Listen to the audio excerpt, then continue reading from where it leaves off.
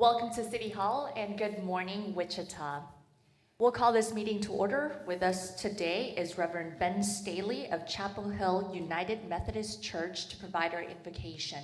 Following that invocation, we will have the Pledge of Allegiance, and we ask that you please stand for both.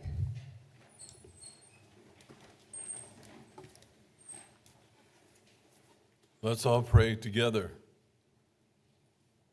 Oh Lord, today we come recognizing the way that you have blessed our lives and our families and this city with your care and the hope that is ours. You've also blessed our community in ways that we give you thanks for the good people, our neighbors, and especially our leaders today. Thank you for these council members who lead us. Guide them in all their decisions. Give them and all of us here today wisdom and moral courage to do what's best according to your plan for this community. We know that your continued blessing depends on our faith and in you and how we also treat one another and how we make you Lord over all. Guide us today in these times as we come together to make decisions in ways that lead us into the future to compassion, integrity, peace, and prosperity for all, from the greatest to the least. In Jesus' name we pray. Amen. I pledge allegiance to the flag of the United States of America and to the republic for which it stands, one nation, under God, indivisible, with liberty and justice for all. Thank you very much, Reverend. Madam Clerk, please call the first item. Approve the minutes of the regular meeting of August 27th, 2024. Are there any corrections? I see none. I move to approve the minutes for August 27th, 2024. Second. Motion and a second. Any further discussion? I see none. Madam Clerk, please open the roll. Motion passes 7-0. Madam Clerk, please call the next item. Awards and proclamations. Today for proclamations, we have Hunger Action Month, Blood Cancer Awareness Month, National Recovery Month, and for awards, we have the Water Taste Test Award. Thank you. Can we please ask the Kansas Food Bank to come forward?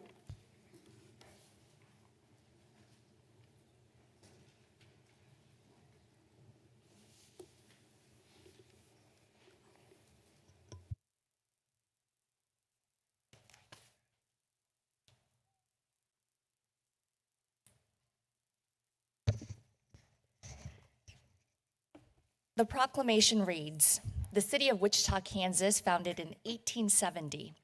Whereas hunger remains an urgent issue affecting numerous individuals and families within our community, with 1 in 9 Kansas children in Sedgwick County being food insecure.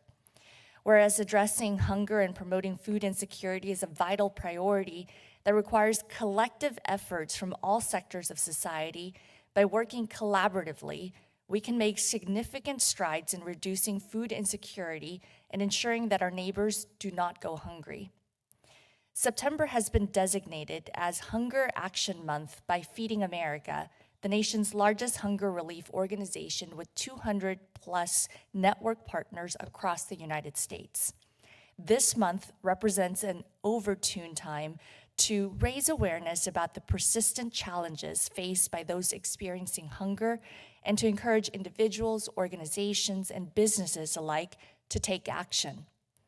Now, therefore, be it resolved that I, Lily Wu, Mayor of the City of Wichita, Kansas, along with the Wichita City Council, do hereby proclaim the week of September 2024 as Hunger Action Month in the City of Wichita and encourage all citizens to support the Kansas Food Bank and its 700 partners, providing enough food for over 13 million meals, our food insecure neighbors in Wichita and across 85 Kansas counties.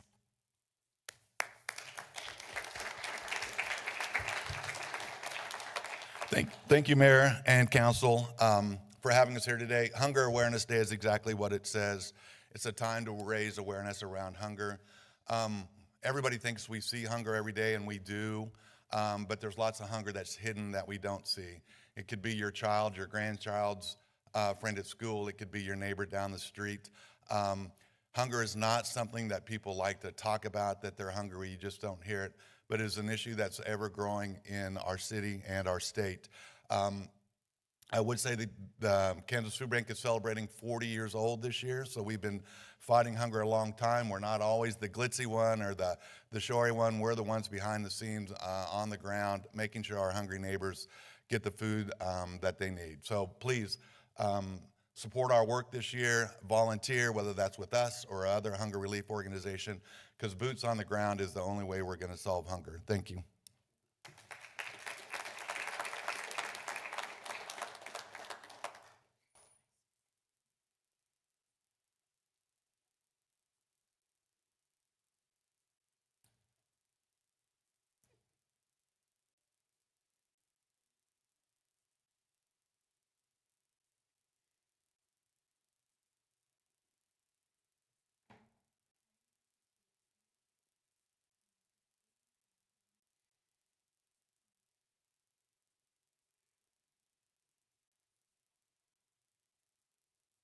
Again, thank you to the Kansas Food Bank, and we appreciate everything that you do for our community.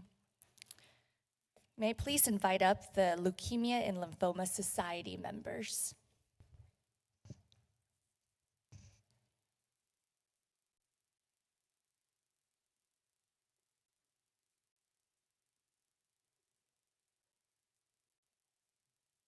The proclamation reads, the city of Wichita, Kansas, founded in 1870. Whereas an estimated more than 1.5 million people in the U.S. are either living with or in remission from leukemia, lymphoma, and myeloma. Every 180 seconds, someone in the U.S. is diagnosed with blood cancer. Blood cancer patients and their families need help more than ever. The Leukemia Lymphoma Society exists to find cures and ensure access to treatments for blood cancer patients. LLS enhance efforts to expand equitable access to care, including clinical trials, for all blood cancer patients, making inroads in communities that have been traditionally overlooked. The city of Wichita is committed to the eradication of blood cancer and supports the treatment of patients and their families, encouraging efforts to enhance research funding and education programs that are saving lives. Now, therefore, be it resolved that I, Lily Wu, Mayor of the City of Wichita, Kansas, along with the Wichita City Council, do hereby proclaim September 2024 as Blood Cancer Awareness Month in the City of Wichita, and encourage all citizens to support research to find cures and LLS vital work helping patients access life-saving care.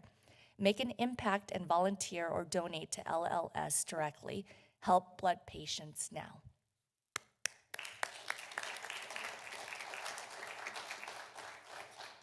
I just want to thank Mayor Wu and the City Council for the proclamation today to help us raise awareness for blood cancers, as there is no opportunity to know in advance that you are going to be one that is affected by a blood cancer. Here in the state of Kansas, the Leukemia and Lymphoma Society gives nearly $3 million in either urgent care or co-paid to Kansans for their treatment. And so I just strongly encourage everyone over these next few months to join with us to help raise awareness. And also, if you have anybody that has a blood cancer, to come to LLS, to give us a call so we can help those individuals financially or through patient support in other ways. Thank you so much, and help us to spread the word about the blood cancers out there. Thank you.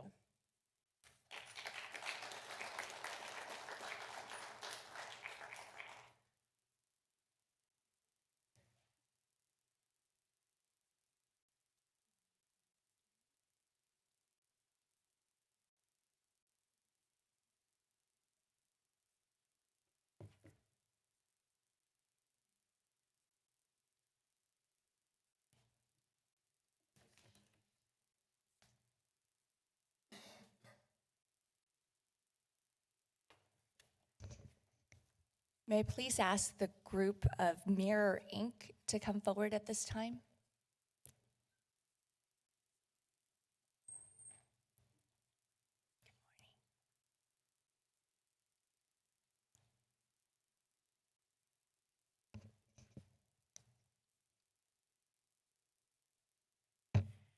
The proclamation reads, the City of Wichita, Kansas, founded in 1870, whereas the impact of mental and substance use disorders, including co-occurring disorders, are apparent in our local community and over 500,000 people in Sedgwick County.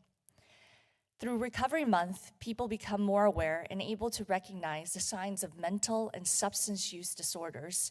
This encourages people in need of treatment and recovery services to seek help. Managing the effects of these conditions helps individuals achieve healthy lifestyles, both physically and emotionally. The Recovery Month observance continues to work to improve the lives of those affected by mental and substance use disorders and co-occurring disorders by raising awareness of these disorders and educating communities about the effective treatment and recovery services that are available. Now therefore be it resolved that I, Lily Wu, Mayor of the City of Wichita, Kansas, along with the Wichita City Council, do hereby proclaim the month of September 2024 as Recovery Month in the City of Wichita and call upon our community to observe this month with compelling programs and events that support this year's observance.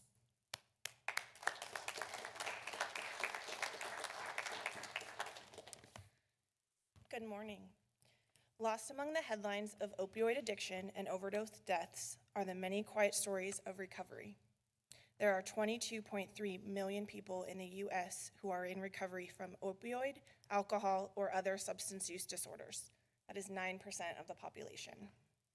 According to the landmark National Recovery Study, 80% of people who had overcome an alcohol or other drug problem accomplished at least one major achievement associated with self-improvement and family engagement since overcoming a substance use problem. Things such like getting a job, completing a university degree, or volunteering. Addiction is a highly treatable disorder from which the majority of people eventually recover.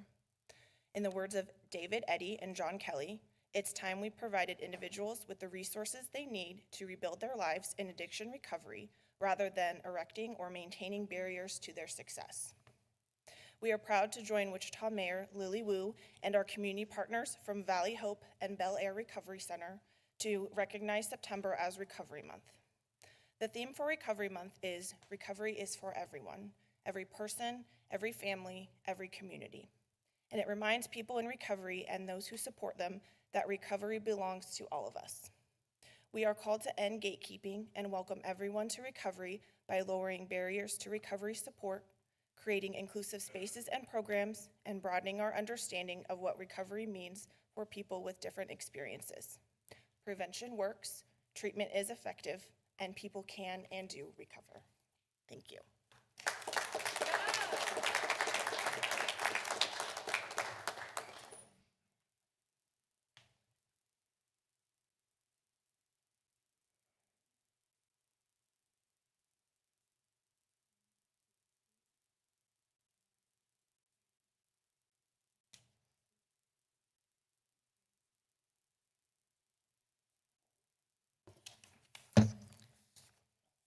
May I please invite up Councilmember Tuttle to the podium as Jamie, the clerk, reads the next award.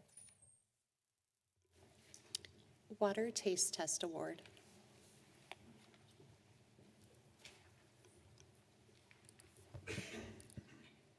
Good morning. Councilmember Johnson and I have the honor of serving on the Waterworks Steering Committee, and we felt that we would like to take this opportunity to make the community aware of an important award that the City of Wichita just received. The city was honored with the Water Taste Contest at the Kansas Water Environment Annual Conference that was in town last week. This was the first time that the City of Wichita has received this award since 2009. The contest judges, this is a very formal process, are given samples of water from competing drinking utilities. Glasses of unlabeled water are served at room temperature because apparently if it's chilled or has ice, it can alter the flavor perceptions. Judges are then instructed to sniff, sip, slurp, swish, and swallow, and I mean that, which gives them a broad sense of each flavor properties, aroma, and mouthfeel. These samples are then rated based on aesthetic preferences. Wichita took home this year's award, and it's a small testament to the work of our staff who works tirelessly to deliver water that is safe, reliable, and tasty to all of our residents. Water is the most precious resource among the many services that the city of Wichita provides to our community. 17% of Kansans receive their water from the city of Wichita. That's 1 in 6 Kansans. I am happy to invite Gary Jansen and some of his staff to say a few words, and then we're going to do something special. So Gary, please join us. Thank you, Councilmember Tuttle, and good morning. So I want to be very clear up front. I take no credit for this, but we have some very talented, hardworking staff that I do want to recognize today because I know this really means a lot to them. Councilmember Tuttle mentioned it's been since 2009 since we won this award. It's really stiff competition. There's a lot of municipalities that are part of this every single year. And I know they all take pride in going through this each year. So with me today is Logan Walker, our treatment plant manager, Adam McGlory, who is our operator in charge. They're just a few of our tremendously talented staff. We have almost 60 staff within our production and pumping group across numerous operations, including those who help provide the raw water from several different sources at the treatment plant itself, lab staff, a variety of operations to make this happen every day. We also have over 100 staff in our water distribution group because once that water is treated, we've also got to make sure it gets safely to the tap, which is a critical component in making all of this happen again every day. All of these folks, under the direction of Don Henry, our assistant director, take tremendous pride in their mission to provide safe and quality as well as great tasting water to 1 in 6 Kansans, as Councilmember Tuttle mentioned. So I just want to say again, this doesn't happen without a lot going on behind the scenes, some very hardworking and talented people that do this every single day, and it really means a lot to them to have this award be presented to the city of Wichita this year. The Kansas Water Environment Association will be back at some point in time to present the actual trophy. We've got some other people that we'd like to have involved at that time. So I'd just like to say thanks. I do want to thank our staff especially for everything that they do, and we're happy to have received this award.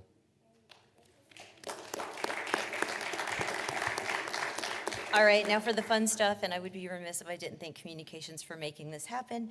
I'd invite my fellow council members and some of our staff here today. We actually have glasses of our great tasting water, and we are going to do a toast to congratulate and to thank City of Wichita staff.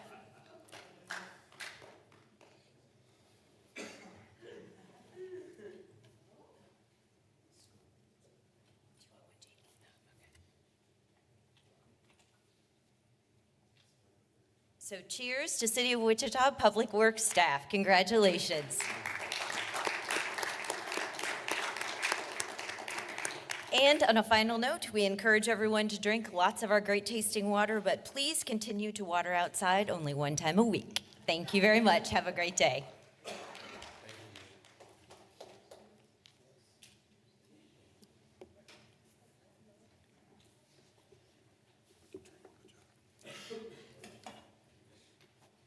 Madam Clerk, please call the next item. Mayor, the next item is the public agenda, but we had no one sign up for it. So if you wanted to open it, that is up to you. We made a change 2 weeks ago where public agenda would allow anyone in the audience to speak if you are here and an item is not up for discussion. This is again an opportunity for anyone who's here to address the council.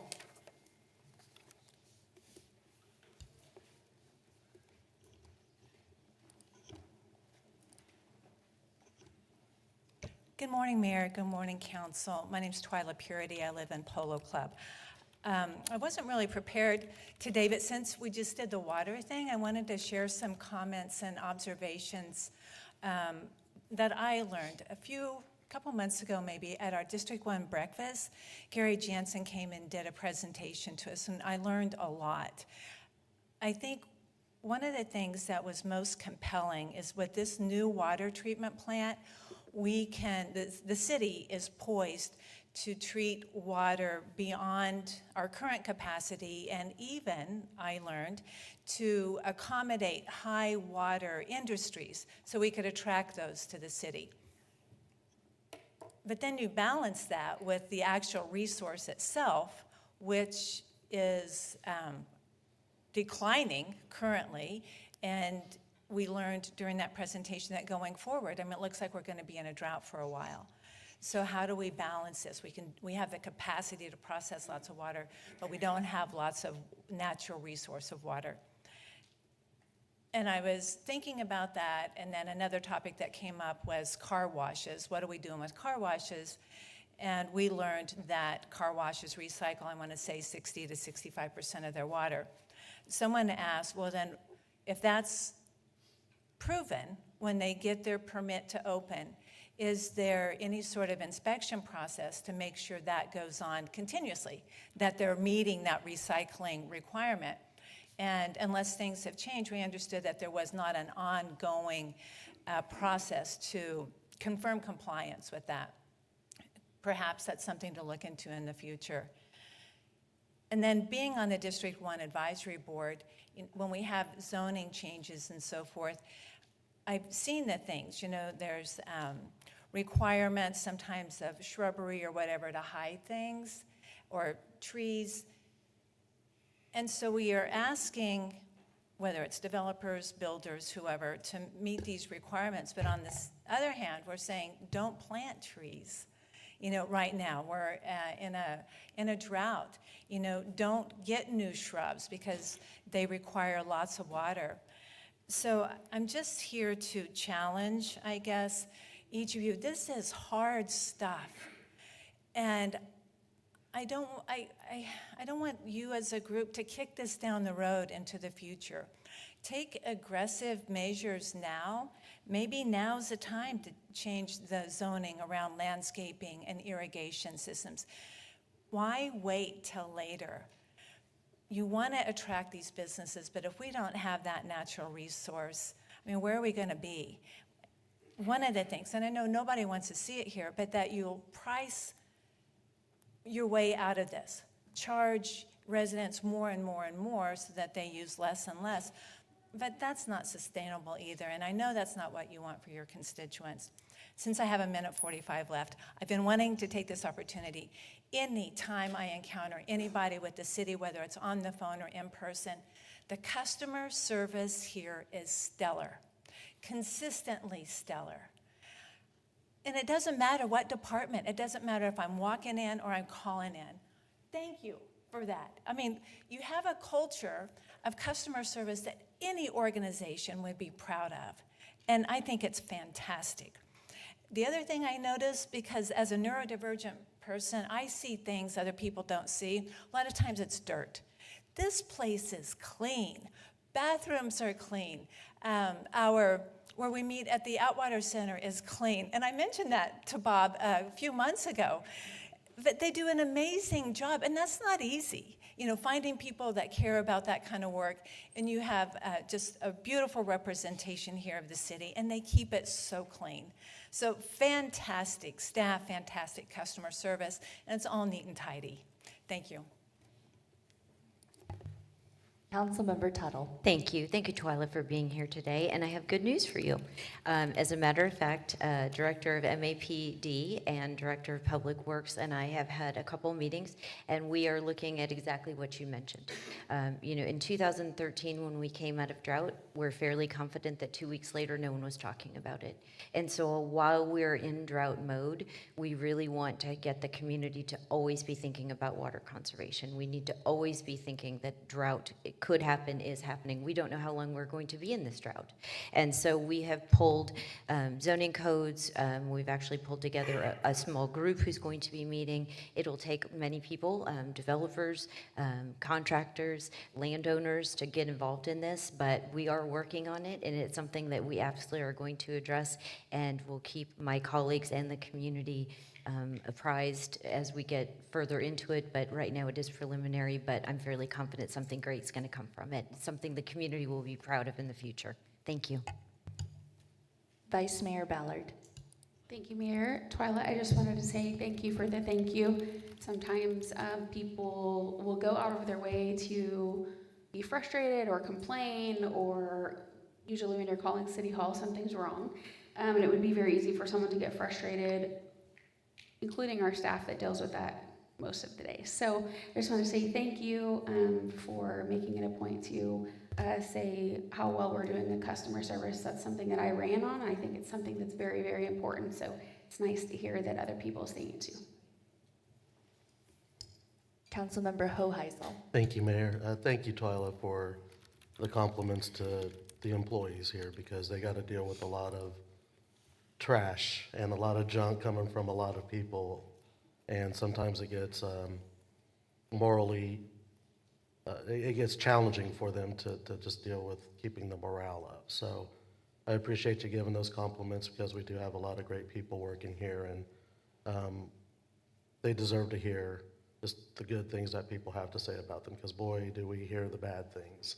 And that's our job as electeds, but as far as people who work here just every day, they do a great job with what they have, so I appreciate you giving them the compliments. Councilmember Johnson. Thanks, Mayor. Thank you, Twyla. My thank you is for saying it publicly. A lot more of our team members watch these meetings than I realized, so they'll hear that, so I appreciate that. I'll also share your comment about Atwater with Mr. Maloney. He takes great pride in keeping Atwater clean. He even got on me one time when I dropped something, so I'll let him know that he keeps it really nice over there, and you said that. Anyone else from the community who would like to speak? I see none. Madam Clerk, please call the next item. Consent agenda items 1 through 11. Are there items to be pulled, beginning with Councilmember Hoheisel? Thank you, Mayor. I'd like to pull item 7 for discussion. I'd also like to pull item number 8.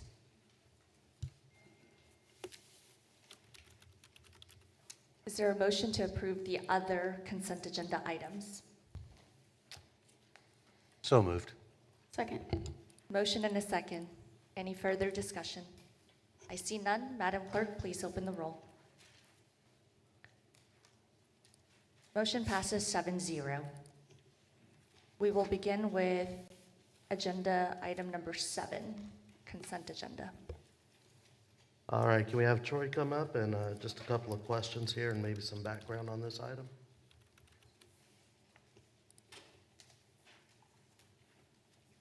Good morning, Mayor, Council. Troy Hauptman, Director of Parks and Recreation. All right, thanks, Troy, for coming up. Could you give a little bit of background about this process? I guess it was more than 3 years ago, we entered an agreement with Mr. Danduran. Is that how I say your name? Okay, with Duck, in regards to the clubhouse here. Sure. So could you just give some background leading up to this? Sure. So prior to that, we'd actually had closed Clapp Golf Course for several reasons, which I think a lot of folks know what those reasons are.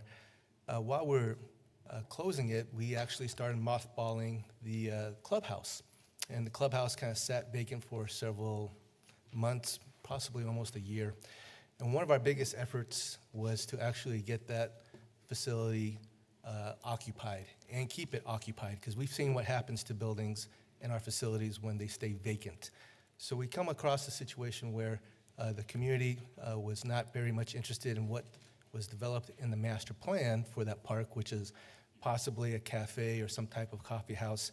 And so a lot of those plans simply went away for a lot of different reasons. So we come across a situation where I met with Mr. Durant. He had an idea that I followed up on, that since it's going to be a major area for disc golf, that we would have a place there for our disc golfers, but also this could become an amenity for the park, not just an old clubhouse, but actually a situation where an amenity for the park goers to actually use. One of the major reasons is because of the restrooms that are there. We just heard about clean restrooms, and I think these restrooms are probably one of the cleanest ones that is through our system. Chris and his staff keeps that facility open 7 days a week. Those restrooms are available not just for the disc golfers, but for anybody else that's going to be using that facility. That saves us thousands of dollars a month. So we have somebody who's actually out there taking care of that and meeting the needs of our community. A couple of other things I wanted to bring to attention is that Chris and his staff have really made an investment in this building. When they first took over the building, as I mentioned, it was mothballed, and since we didn't have a whole lot of funds in the golf fund, this particular building didn't get a whole lot of attention. So he made some improvements in regards to adding new carpet, addressing the rodent infestation, taking care of the ceilings. They actually painted the interior part of the building. And I think we subsequently also went and painted the exterior of the building as well. So here's a building that is actually being occupied, actually servicing the community. So for a little bit of a discount of a price, we know that we are actually gaining a lot of value in this situation. I think Chris is interested in coming up and sharing some of the things that they've done to be a partner. So a couple other things I want to share is the reason why we've gone forward with this agreement, several reasons. It's a smaller amount of a fee. It did go to the park board, and the park board did approve it and support it. Also, just the expertise in regards to Chris and his staff. We are partnering with him in regards to bringing in, we've put out bids already once, and we're going to do it again for some national disc golf tournaments to come to Wichita, which will have an economic impact. And all this is because of our relationship with Chris and his team. They've also helped us with the course layout. They spend many, many hours cleaning the park, maintaining the park, not just picking up trash, but also helping us with some of the limbs, trimming the trees, and that creek that is just a garbage magnet. They've actually spent a lot of time cleaning that up as well. So we are very satisfied with his efforts, and we know that he is very dedicated to this facility. As I mentioned, it's more than just a rental, it's an amenity.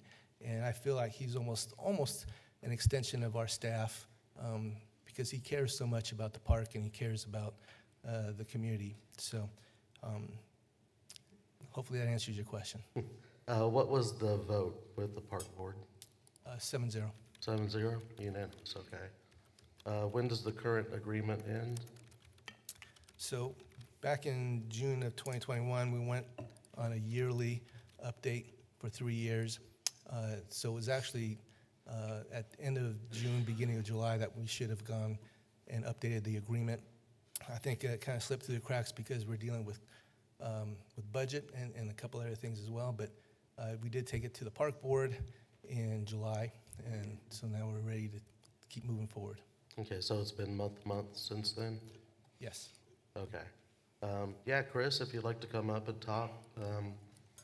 I mean, I'm pretty intimate with the things that's been going on there. I've seen the improvements at the clubhouse. I've been to a number of the creek cleanups that we've had around there.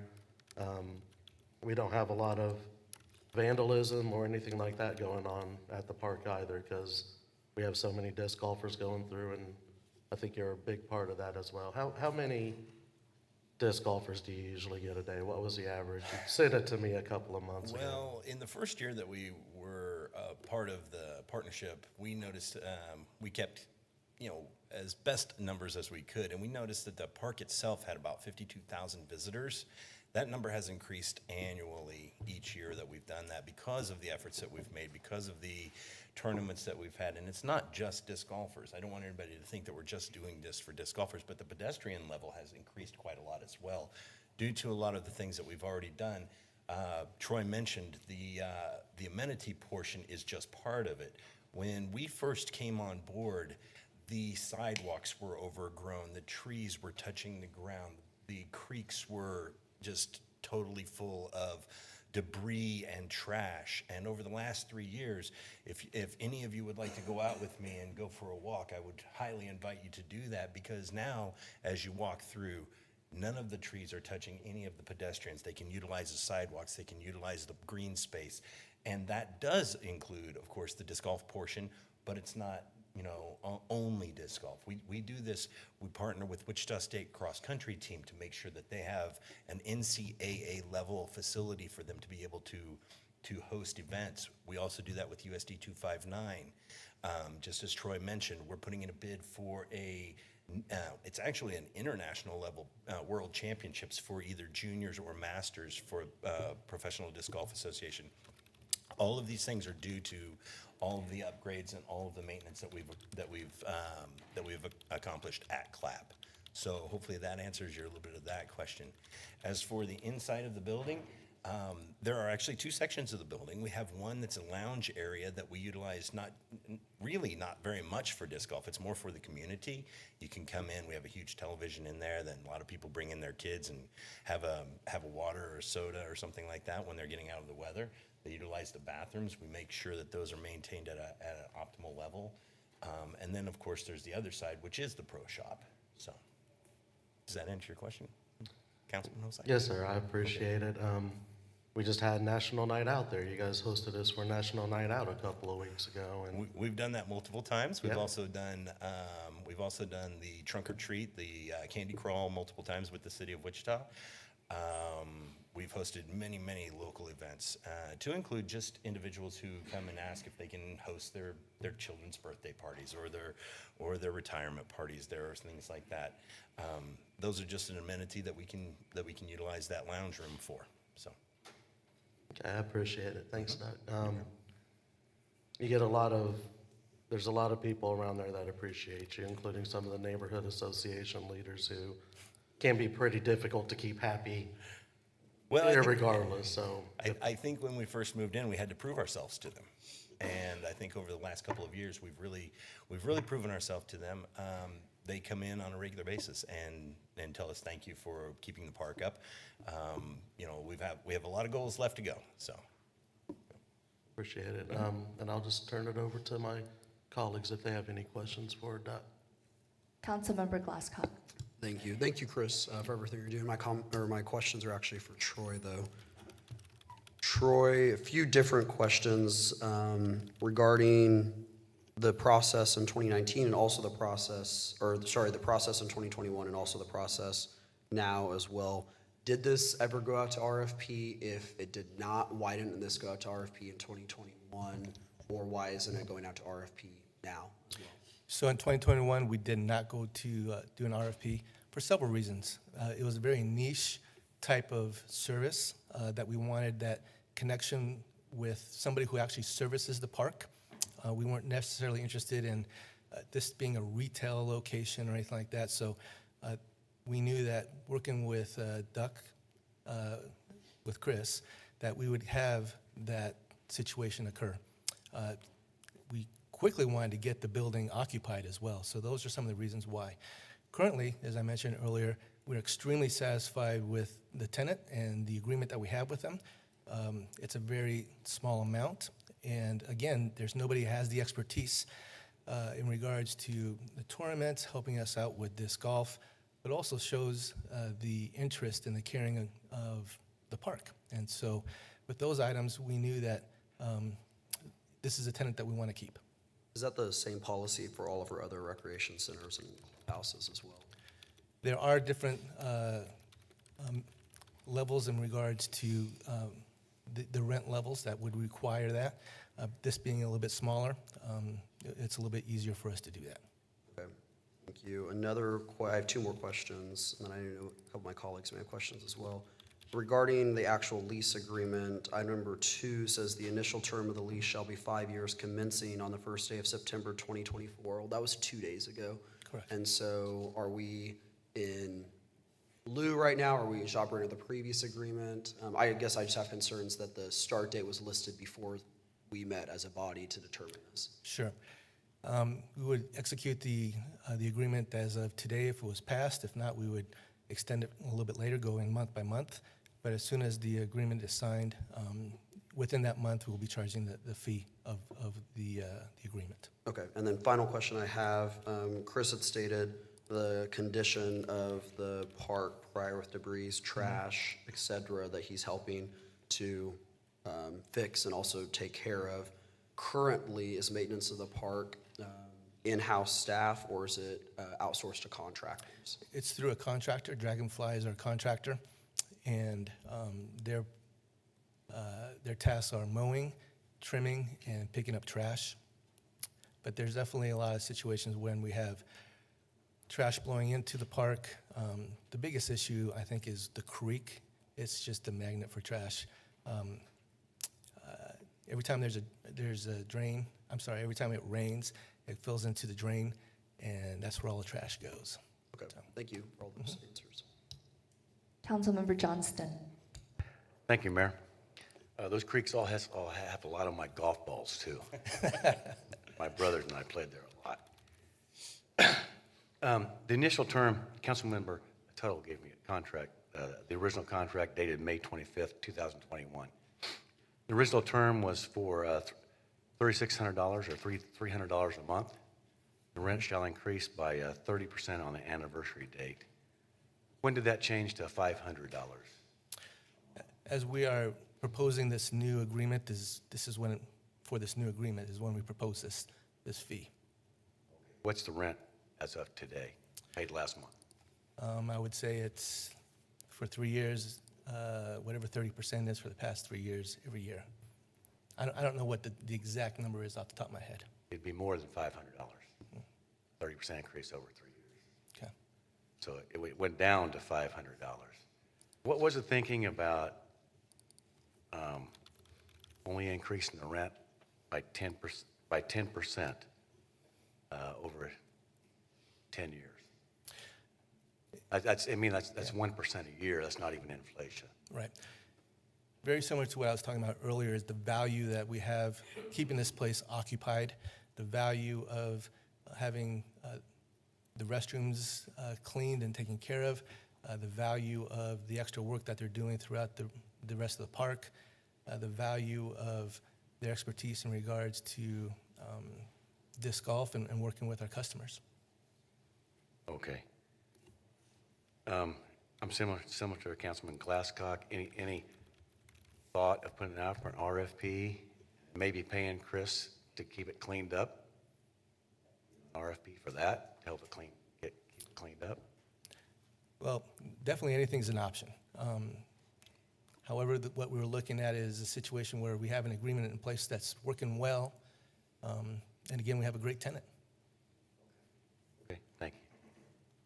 I have several questions. Start off with, so you don't have an actual amount of how much they paid last month? Off the top of my head, I do not have that amount. I think we need that information before Sure. we can move forward with this item. In addition to, how much in capital improvements has the group made versus the Parks Department? So that facility is actually maintained by Public Works through facilities. They have done some investments in regards to the HVAC, but I know Chris has actually done a lot of investments, whether it's painting, minor repairs, upgrades, just to make that building usable as well as appealing. And I want to say thank you very much, Chris, for the upgrades and helping maintain this facility. Again, we don't want anything to remain closed, as we have seen the former Central Library being closed and then being vandalized. So I do see a purpose of having buildings that we own being utilized for the public good. But it does concern me, a longer lease. So number one, it concerns me that it didn't go out for RFP initially back in 2021. But now it looks like we have a month-to-month agreement with the tenant, and we are very appreciative of that. But I do think that there might be community members who may be interested in also activating that space, given that we're about to make a major investment in Clapp Park itself. Can you talk about how much of an investment we're going to make as a city to Clapp Park beginning later on this year? Well, it's actually already started. $7 million worth of upgrades to the park, which includes a new all-ability playground. We've done repairs to several of the bridges and to several of the walkways. We've actually removed some of the bridges as well. We're going to be building a parking lot next to the school as well as a dog park. So those are the improvements that's moving forward right now, actually, as we speak. Is there an option to remain month to month until we figure out what longer-term solutions could come about?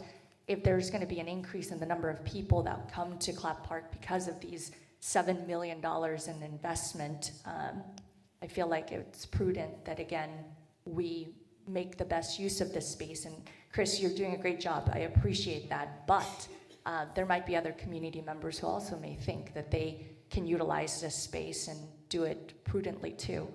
Councilmember Johnston. Thank you, Mayor. I just figured up what it should be, the rent should be now. It should be $659.10 as of May 25th of '24. Thank you. Councilmember Johnson. Thanks, Mayor, and thank you, Troy, and thank you for all you're doing over at Clapp Park. So I think my concern would be if we look at going back out for an RFP, because now folks are interested. A lot of the attraction to Clapp Park is the disc golf. I got beat up for saying frisbee golf for years, so now I know disc golf. But if the attraction is disc golf, if the attraction is cross-country running and everyone else who uses the park, and then we go out and say, let's do something else, we risk losing that attraction that's there now with a great tenant, great provider, providing great services. I would have concerns about that. Again, this was a pilot, but that pilot worked. I mean, we've seen attendances grow tremendously. And even though it's not my district, I had heard from folks in District 3 that loved the fact that there was a park across the street that they could go to, and now there's a great activity there, which I'm terrible at. But I think that if we go back out and we do that, we're kind of ignoring the great work that's already happened at Clapp Park. Councilmember Hoheisel. Thank you, Mayor. I'd just like to follow up on my colleague's comment there. We've had examples in the past in the city here in the last decade or so where we have a good tenant who's doing the job that we need him to do. We go out for RFP, somebody else comes back in, wins it, and the quality of service immediately plummets. There's a pretty famous case with one of our parks facilities where that's happened here in the last decade or so. So that's my concern, is if it ain't broke, don't fix it. And if they're doing a good job, especially with that playground that's coming in, we need to have somebody in that clubhouse immediately, still staying there, to keep eyes on it, to make sure that there's no vandalism going on, make sure that it's being used in the appropriate manner, to make sure that the restrooms and the amenities are open there for the families of people who are coming in. So I feel like we have a good partner here. I don't feel like there's any reason to veer from this for an unknown that we might have coming in, and who knows, it could be the same quality or it could be a lesser quality than what we currently have. But we know what we have right now, and that's a good partner in this place to help out with the creek cleanups, to help out with the fallen limbs. And I've done a number of the creek cleanups as well, so I'm out there getting my feet dirty with this as well. And I just see the appreciation from the community. It's not hard to get a lot of people in the 3rd District on the same page about anything. So when you have nearly universal agreement that they're doing a good job, and it's a great amenity to our district and to the public as a whole. So again, my 2 cents take on this one. So just figure I'd put that out there. My concern goes back to May 25th of 2021 when there was no RFP. And I understand the rush decision to try to activate the space back then, and I appreciate that there was a pilot program, but again, I think it's prudent if we're doing an RFP process for the central library That's one of our spaces. We should do the same thing for any other facility that the city invests in so that people have the opportunity. And I think the best idea will win at the end of the day. And so it concerns me that this was made back then, but now we have an opportunity to correct things moving forward. And it also concerns me that this would lock us in for 10 years, 5 years with an additional 5-year option. So again, locks us in for such a great amount of time when again, we're about to get a huge investment into Clap Park within the next 12 months. So I am very concerned about this item, and I would like to halt this item for either new business or unfinished business for another meeting, or if there can be options regarding what we can do continuing a month-to-month basis with the current tenant.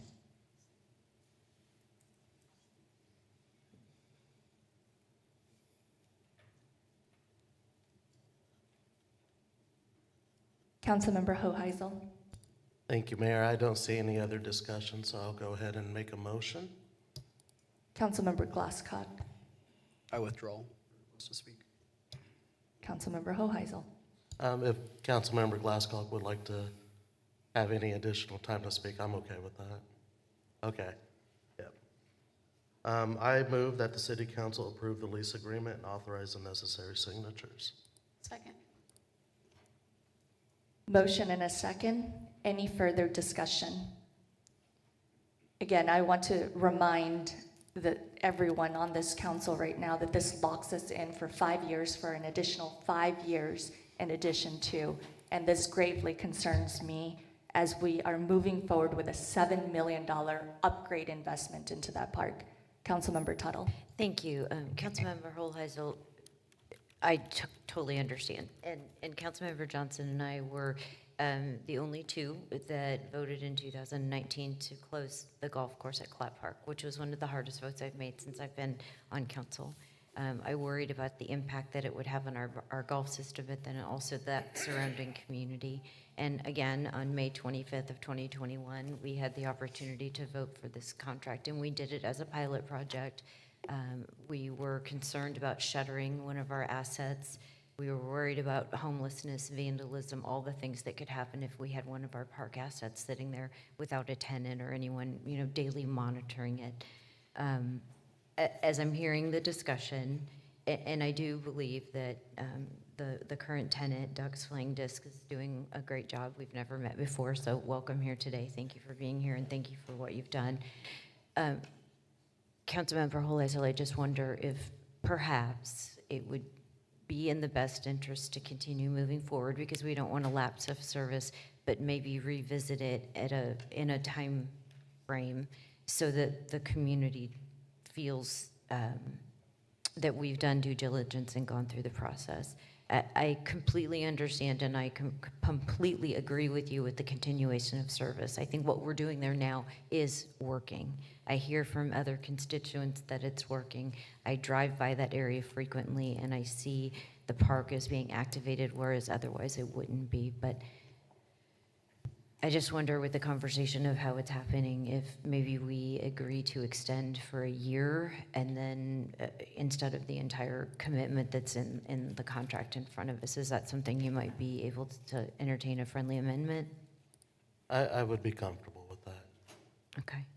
So, and I'm just saying a year, maybe we revisit it in 6 months, but I just don't want the services to stop now. To be honest, my fear is if the contract lapses, that we're going to have increased crime and homelessness in that area pretty quickly. We're going to vote on 3 incredibly important agenda items today, quite possibly 3 of the most important agenda items I'll vote on while I'm on council, and it's to help the most vulnerable in our community with homelessness. And so I'm just fearful to do anything that could exacerbate that issue that we're dealing with. Thank you. So legal, would I withdraw my motion and make a new motion to extend the current month to month for a select amount of time? That would be one way to do it, yes, if you want to just set it for a period of time when then we can revisit this lease agreement. Okay, so I withdraw my motion, and I'd like to make a new motion to extend the month-to-month for 1 year while we do due diligence, information finding, look at possible alternatives. Second. Councilmember Glasscock. I don't know if this would be the procedural move, or if there'd be thoughts. I'd be interested in hearing thoughts first. I'd be open to doing a year-long extension with the intention to go to an RFP. I'm also mindful of Councilman Johnson's concerns regarding if disc golf is what the community wants in that area, and if cross-country is working, that we still want that to be the purpose of the park, one of the objectives of the park, and so that the RFP would be specific, that we would like an operator that focuses on disc golf or focuses on cross-country, if that's what the community wants, if that seems to be working. That way, there's still a competitive bid process. I believe competition breeds success. And so I don't know if there's will here. If so, I'd be interested in offering a substitute motion that we would extend the current agreement out by a year at the new rate, at the 500 rate, with the intention to go to an RFP. And that gives us the ability and staff the time to draft up an RFP that we could go out for cross-country or disc golf as the priority focus. Councilmember Johnson. Thanks, Mayor. I am okay with Councilmember Hoheisel's motion. Again, my concern on going out for RFP, which I tend to support, but what I believe will happen is we'll craft an RFP that will highlight disc golf, cross-country. Some large company is probably going to bid on that, and then we have to choose between the revenues generated from the large company, which may pay us a whole lot of money, versus what we're getting right now. And then the question will be quality of service. And will they deliver for Wichita the same way Chris is delivering for Wichita? That's my concern. Because even if we enter into that contract and people feel good about however much money we might be getting from that, if the quality of service drops, attendance would drop, and we may not see as many users, and then community would say, what happened? And why did we shift away from someone who actually cared about the park and what they were doing to some larger company? That's my only concern. I hope that doesn't happen, but that's my concern about going down that path. Councilmember Hoheisel. Thank you, Mayor. I agree with Councilmember Johnson. I'm not saying no to an RFP. I just want to make sure that we have all our options available and an open and transparent process that we go through, talk through the issues with each other, talk through it with the community, see what their expectations are. I just don't want to be pigeonholed into an RFP at this point. That would be my concern. I appreciate what you're saying, and I think we want to have about the same results here, making sure it's a more transparent process and the community's involved in this process going forward. So again, I appreciate your take on that one, but I do agree with Councilmember Johnson there. I'm going to interject really quickly and ask a question to City Manager. The budget was passed 2 weeks ago. In it, there's a $250,000 item for the master plan for the park system. Will Clap Park be part of that discussion? And if so, when will we have further information to glean what the purpose of Clap Park is? Is it disc golf? Is it cross-country? Is it other things in addition to? I mean, will those questions be answered in that master plan? Mayor, I believe that they will be, yes. And when will that be completed? I believe we're talking about a year-long process. Yes, if we can get, put it out to bid and actually hire somebody within this year or in January, the process is going to take about good 6 to 7, maybe 8 months for all the public engagement, making sure that all of the stakeholders are involved. It's quite extensive in regards to that community engagement because that's where the feedback comes from. Councilmember Glasscock. This is just a concern. It is in relation to this project, but I think a broader concern I have now. Chris, thank you for taking care of the property and also making sure trees, or taking care of trash is picked up as well. My understanding is we also have a contractor to do that. So that should be the contractor's role. So I have problems if you're having to supplement the work of what the contractor should be doing and taking care of the property as well, because that should already be taken care of through a process and agreement we have with a contractor. So a little bit of a difference between this park and other parks. Chris is there almost every day. His staff is there. The contractors mow every 2 weeks. So there's this lapse of time where the park is not necessarily maintained at a regular basis. And this park probably gets a whole lot more attention than all of our other parks, simply because Chris is there. Okay. Councilmember Tuttle. Thank you. I appreciate the opportunity to make a few more comments and maybe get a little bit of clarity. So can somebody remind me what the last motion was? Mine to delay it for 1 year and to have feedback and an engagement process to see what we do with the clubhouse going forward, whether that be an RFP or an extension to Mr. Danderum, but also just allowing time for public to understand the process and to get some feedback from the public. Okay. Just a few comments. I agree with Councilmember Johnson. I think what's happening now is working, and I think it's great. And I'm always, embracing change is hard for many of us, including myself. In this case, you don't want change to change so much that then people aren't going to use the park and do what's doing now.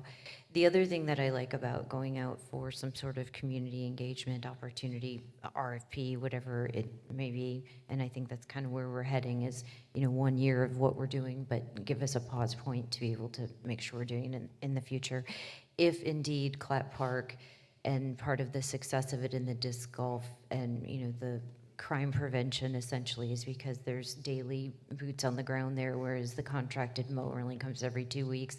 Maybe that's part of the RFP that we add, is that, it's the disc golf services, but then also some kind of daily, weekly maintenance of the ground facility. So what I see is this is coming to what I think is going to be a win-win, where we can continue the services for now, especially as we're moving forward with Clap Park and the inclusive playground and the park master plan, but then also assuring the community that we are trying to be transparent and we want to hear their feedback. So if there is a motion and a second that talks about having that community engagement potential RFP process, I will be supportive. Thank you. Vice Mayor Ballard. Thank you, Mayor. Just a couple questions. Troy, what was the feedback from the park board? I know you said it passed 7-0, but were there any concerns, questions about RFP, any of that from park board comments? So we really focused on the great work that Chris brings and the value of his services. That was what was really kind of highlighted in the meeting. Kind of shared that with them, the things that he does above and beyond and the impact. The park board was supportive. They recognized it and appreciate having a great tenant there. Awesome. Just two more quick questions. Did this go to the DAB? No. Okay. And has anyone come to you recently interested in the space to potentially rent or anything like that? No. Thank you.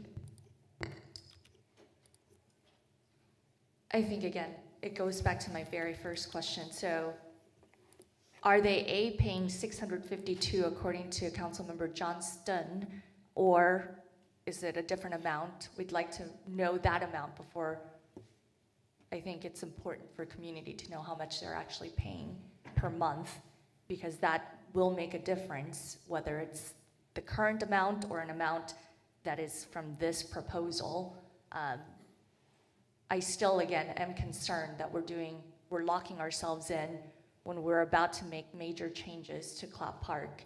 And I do believe that this is a different type of circumstances when it comes to Clap Park, but it really applies to all of our properties, that there should be an open process so that anyone can say, I have a great idea, I would like to bid on it, or I'd like to say my idea is better. And we have not had that process. We didn't have it back in 2021. And so again, we have an opportunity to correct a mistake, and I think that we should.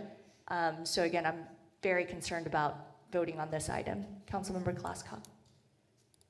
I'll just echo Councilman Tuttle's comments that I would feel comfortable with an agreement that extends it a year and has some RFP component. I don't believe that necessarily is part of the amendment or the motion before us, but I would feel comfortable if Councilman Tuttle had a substitute or that adapted motion. Councilmember Vice Mayor Ballard. Thank you, Mayor. Chris, I hate to put you on the spot. Do you know how much you pay monthly for rent? We've been invoiced $300 ever since we started there. Thank you. That to me is very concerning. Again, back to 2021 where it says rent for the initial term is $3,600 or $300 per month. Rent shall increase annually at a rate of 30% on the anniversary date of the commencement date with a subsequent increase in monthly rent. I cannot vote on this, and I believe that we need to have this as a new business item or unfinished business. I am very concerned that the price that we say an individual is paying is different than what a contract says. So can I motion to move this item to unfinished business at our next council meeting? Mayor, right now, the motion before you has been motioned in second, so I think that motion needs to be voted on unless,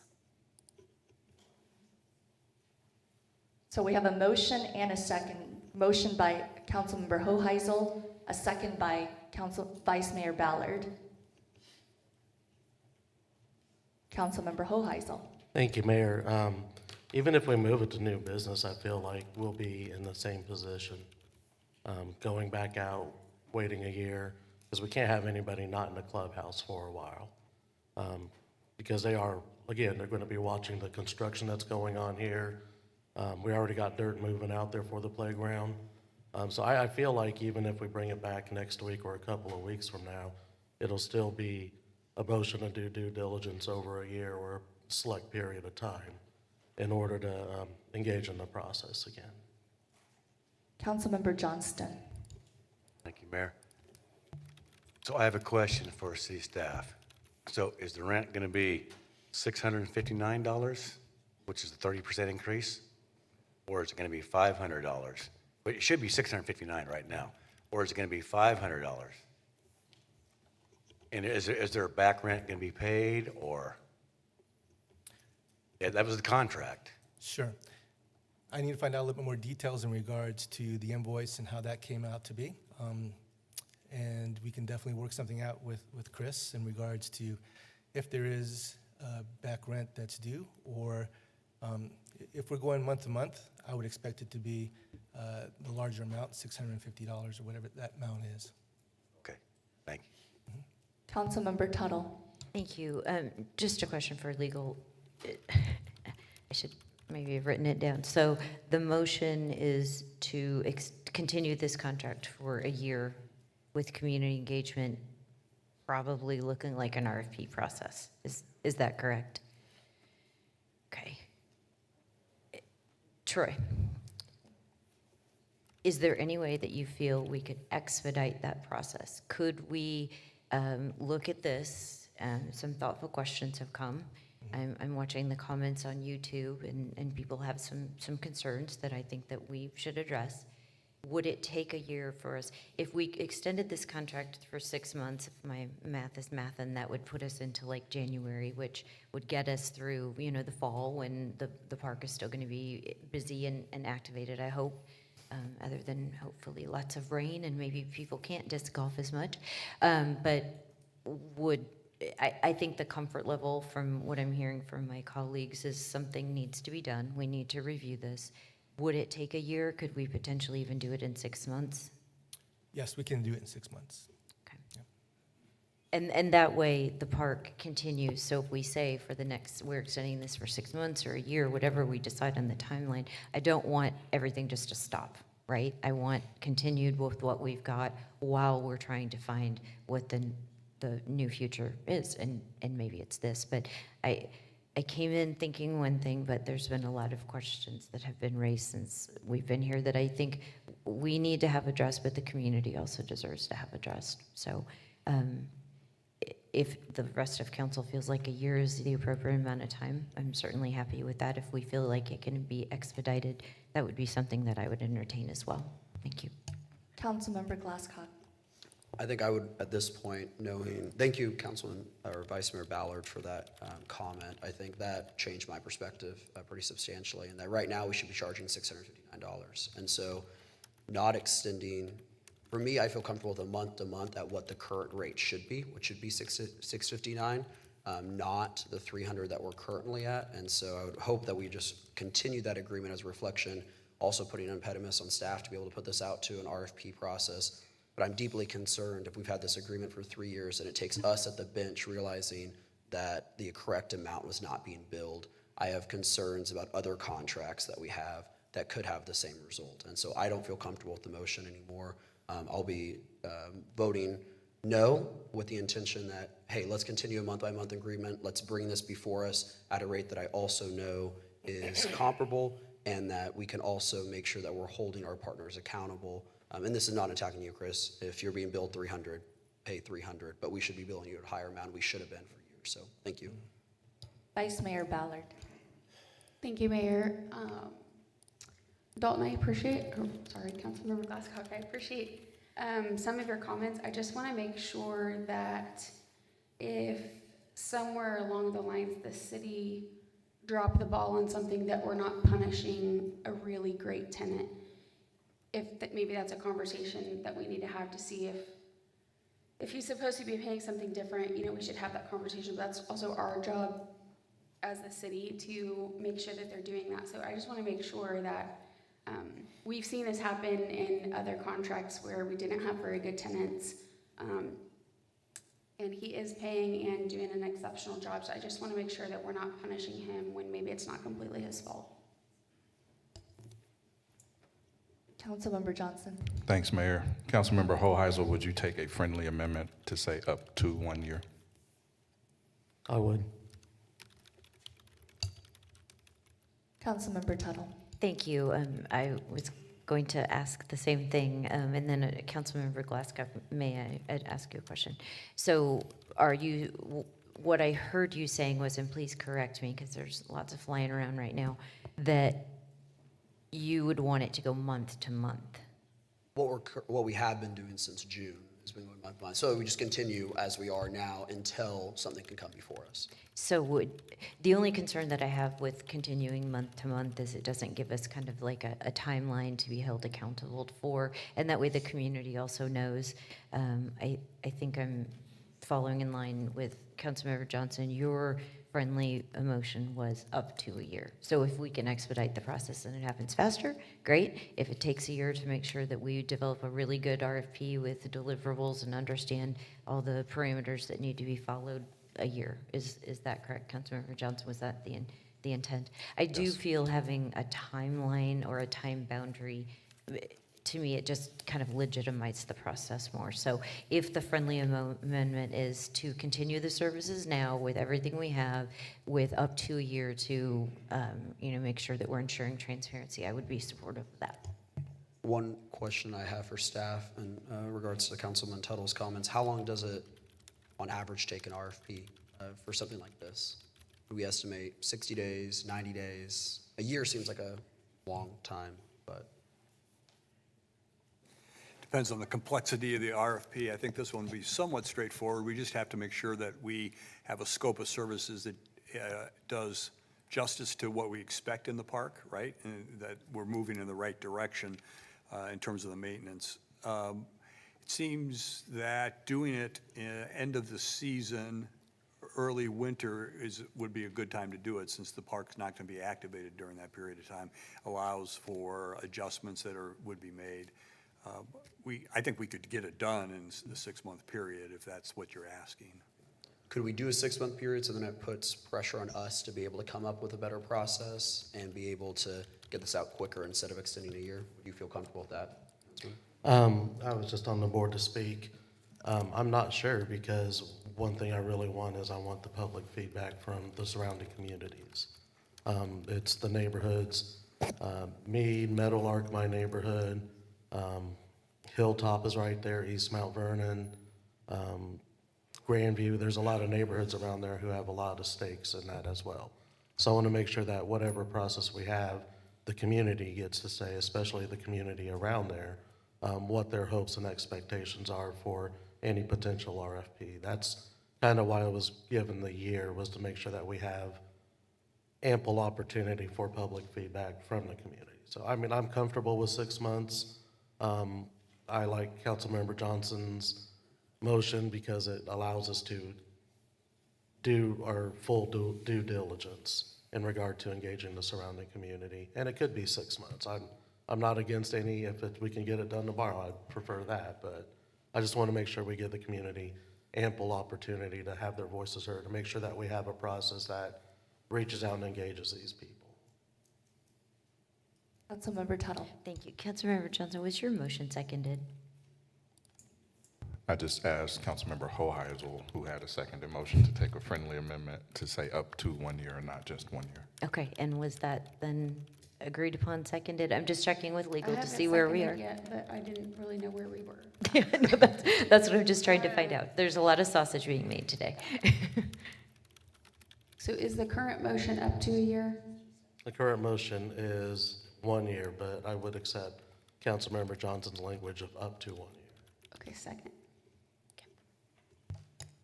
Are we on good terms here, Jennifer?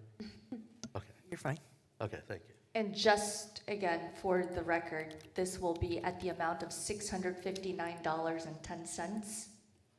I'd like just to make sure we cross that, because I think that's if we did 3 increases, which we've only had them in there for the time period of 2 increases.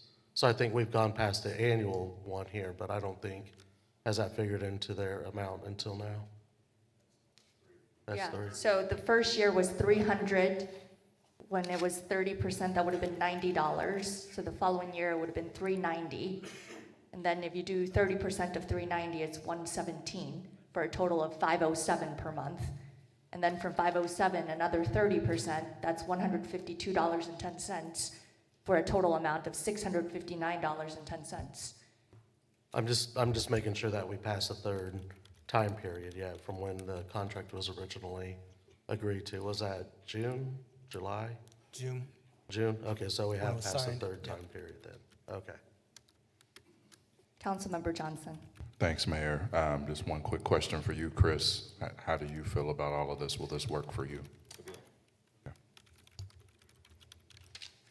And back to City Manager Layton, I would like to know who should be held accountable for the lack of amount that has been collected.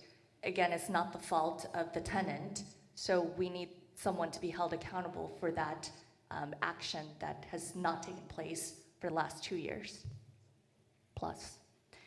We have a motion and a second. Any further discussion? I see none. Madam Clerk, please open the roll. Motion passes 5-2. Consent agenda item number 8.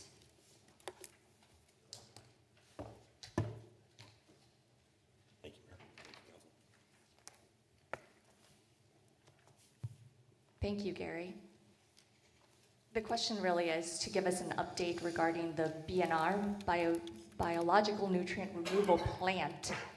This agenda item shows that there is a high bid, even though it's the lowest bid. It's overestimate by 9%. Can you tell us if this project is still on schedule? Tell us a little bit more about the BNR plan. Sure, Mayor. Gary Jansen, Public Works and Utilities. The overall BNR program is 6 packages, 6 different projects, if you will, within the program. This was number 5 of 6. There were some circumstances that caused this bid to be just a little bit over. It's working within an active system, and so we had to really limit the amount of time that we could shut things down for them to work on it. I think we just underestimated what that might take. Overall, though, we're still under budget, on schedule collectively for the program. The 2 main components, the largest packages 2 and 3, that are roughly $240 million between the 2 projects, are under construction. And so far, value engineering has developed some contingencies that should help us going forward in case there are additional costs that come about, which are likely on complex projects of this size. But again, overall, all projects under budget, on schedule at this time, with final completion still scheduled for 2027. Thank you very much. Thank you. Councilmember Hoheisel. Thank you, Mayor. we're locked in on a price approximately, because with the WIFIA funds and the rotating funds through the state, isn't there a price that we're locked into that we can't necessarily exceed? Well, we are as far as the loan amounts, correct. And right now, we're still within that original amount too. So, we'll keep a close eye on that as we go forward. Again, the largest components of the project, of the program, are under construction now. And so over the next couple of years, we'll see where we end up with pricing. But the loans themselves are pretty well set. Okay, thank you. Thank you, Gary. Thank you. Motion to approve consent agenda item number 8. Second. Motion and a second. Any further discussion? I see none. Madam Clerk, please open the roll. Motion passes 7-0. Madam Clerk, please call the next item. Petitions for public improvements.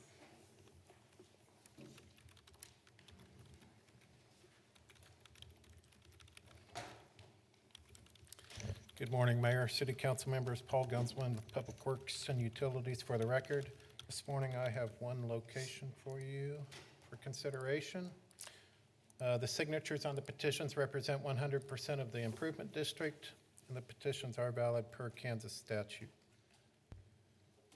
45th Avenue addition, located in District 2. The project will provide water improvements, sanitary and sewer improvements, and paving improvements required for a new residential development. And it is recommended that the City Council approve the new petitions and budgets, adopt the new resolutions, and authorize the necessary signatures. And I will stand for questions. Questions for staff? I see none. I move to approve the petitions for public improvements. Second. Motion and a second. Any further discussion? I see none. Madam Clerk, please open the roll. Motion passes 7-0. Madam Clerk, please call the next item. An ordinance creating Chapter 5.08 pertaining to nuisance parties at short-term rentals.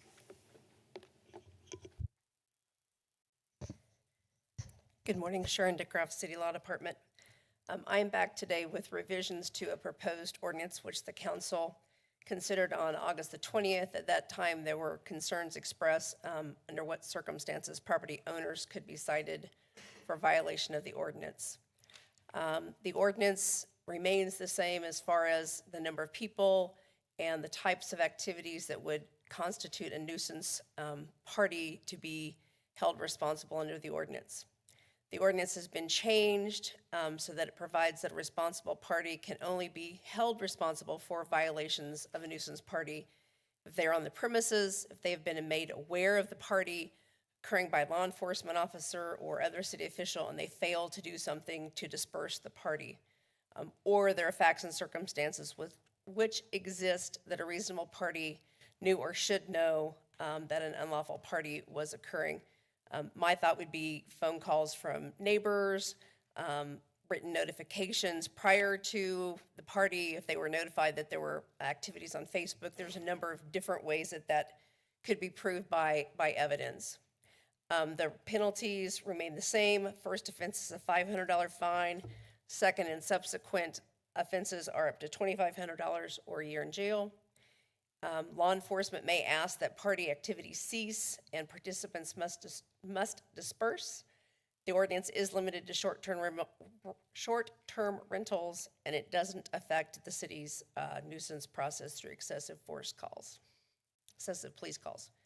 It's recommended that the City Council place the ordinance on first reading and authorize all necessary signatures, and I'll stand for any questions. Questions for staff? Councilmember Glasscock. No questions. I just want to say thank you for taking the comments from the bench and putting in here. I feel this is a better product, and I feel that the responsibility is where it should be placed. So thank you for your work on this. You're welcome. Thank you. Sharon, one more question. I know you highlighted slide number 11. The third piece is, I think, the piece where I had concerns, but you explained how you could prove that the property owner knew about the party. Can you reiterate those possible pieces of evidence? Neighborhood neighborhood neighbors, calling the property owner, calls to 911. If the property owner is made aware that there are Facebook invitations for parties at that location, and that information was shared with the owner, and then they did not take any action. Thank you. Any further questions for staff? I see none. Thank you, Sharon. We will now open it up for public comment regarding short-term rentals. I see none. We'll bring it back to the bench. Councilmember Johnson. Thanks, Mayor. I'm going to support this today, but I have concerns about a few pieces of it. One, if there are properties, and one of them, I won't say the address, where regular parties were happening, there's really nothing that would hold a property owner or short-term rental owner accountable for multiple parties.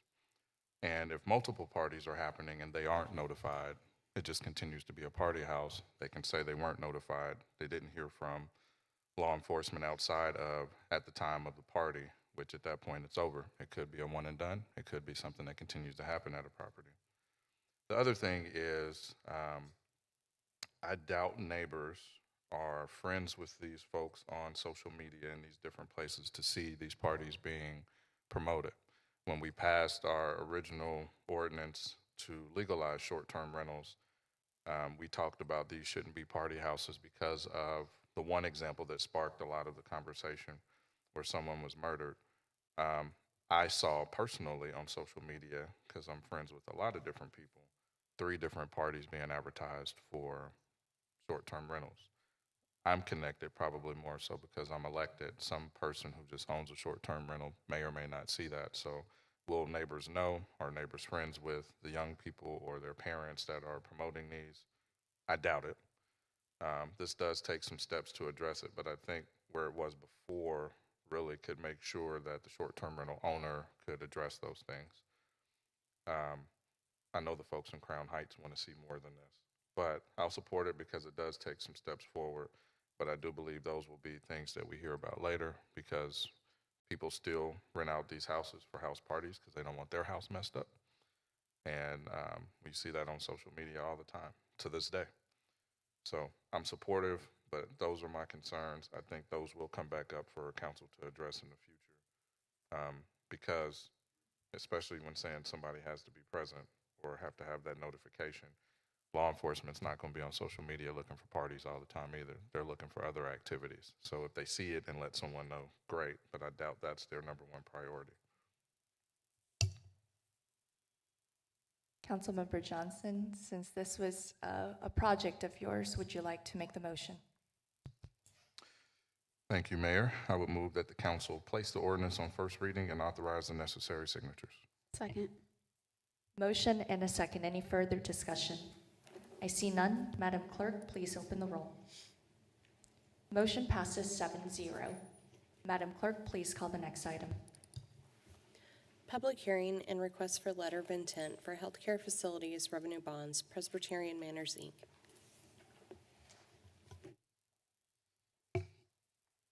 Good morning, Mayor and council members. I'm Tim Goodpasture with the City Manager's Office of Development Services for the record. The item before you today is a request for a letter of intent to issue healthcare facilities revenue bonds for Presbyterian Manors.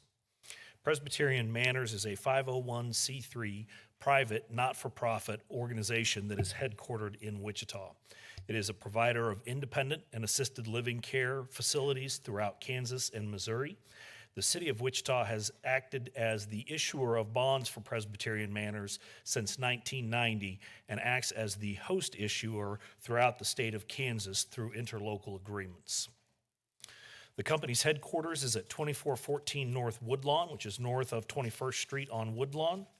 The company currently operates 14 senior living facilities in Kansas and Missouri. Its Wichita location is located at 4700 West 13th Street North. They also offer hospice services in Kansas and Missouri. The company is requesting a letter of intent to issue healthcare facilities revenue bonds in an amount not to exceed $90 million. The majority of this funding would be used to refinance its 2013 and 2014 bond issues to achieve an interest rate savings. And there would be approximately $8 to $10 million for improvements to existing facilities in Kansas. The Tax Equity and Fiscal Responsibility Act, or TEFRA, requires a public hearing, and the regulations for a TEFRA hearing requires identification of where the funds will be invested. In this case, the $8 to $10 million of improvements will be invested in the communities of Arkansas City, Clay Center, Dodge City, Emporia, Fort Scott, Lawrence, Newton, Olathe, Parsons, Salina, Topeka, and Wichita. The estimated use of funds is approximately $60 million of these funds will be used to refinance the outstanding 2013 bonds. Approximately $11.8 million will be used to refinance the 2014 bonds. Approximately $8 million will be used for capital improvements to the facilities just listed.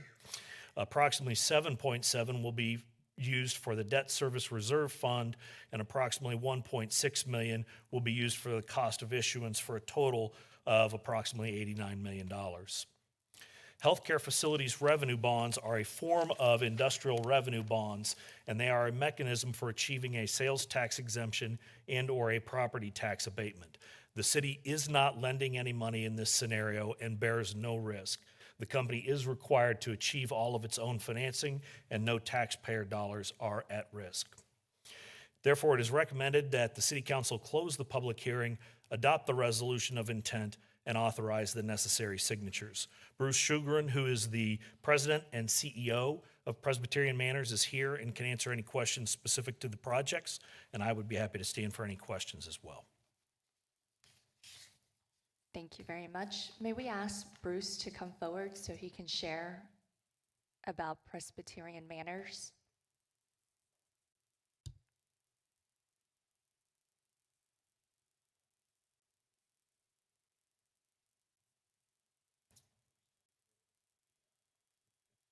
Hello, Council. I am Bruce Sugaran, the President and CEO of Presbyterian Manors. Worked out there for 28 years. First 15 as a CFO, and then got promoted 15 or 13 years ago, whatever the number is. So first time, Mayor, that I've ever been asked to come up and talk. So there's a first time for everything. Presbyterian Manors started over 70 years ago in Newton, Kansas to serve seniors. And we have expanded over the years to Missouri, Kansas, and actually in a different corporation are now going out to Colorado Springs. So our motto is to serve seniors in a Christian environment, and that's what we try to do. What this really refunding is take advantage of lower interest rates. You see the $8 to $10 million that's out there. That really is prior capital, most of it, that we've spent, that we can, per the bond documents, we can put that into the bond funds. And it really is a way for us to get cash on our balance sheet. COVID hurt a lot of senior living organizations the last 4 or 5 years.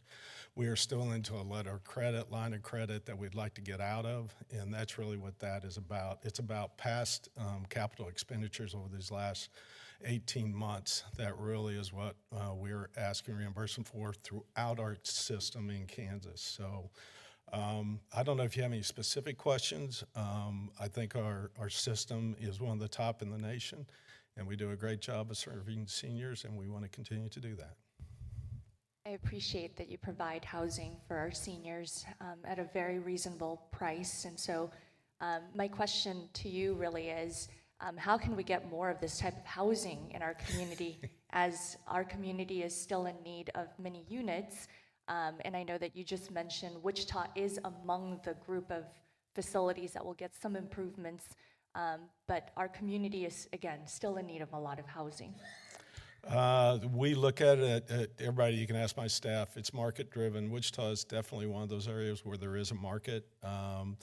We definitely have on our plans to do something in addition, another renovation out at the current project. our current address out on 13th and Zoo. We got to wait for the economics to get there and to make sure the market's there. But we would love to expand. It's just where the market is, and that's what we want to do. So I wish we could do more, and we're always looking for opportunities to serve seniors. So, Vice Mayor Ballard. Thank you, Mayor. I just wanted to say thank you. Thank you for being here. Thank you for all the hard work that you and your staff do. Certainly appreciated. thank you. Thank you very much, Bruce. Thank you. I see no further questions for Bruce or staff, so we will open it up for public comment. I see none. I'll bring it back to the bench. This resides in Councilmember Johnson and Vice Mayor Ballard's districts. Thank you. I move to close the public hearing, adopt the resolution of intent, and authorize the necessary signatures. Second. Motion and a second. Any further discussion? I see none. Madam Clerk, please open the roll. Motion passes 7-0. Madam Clerk, please call the next item. Building energy improvements.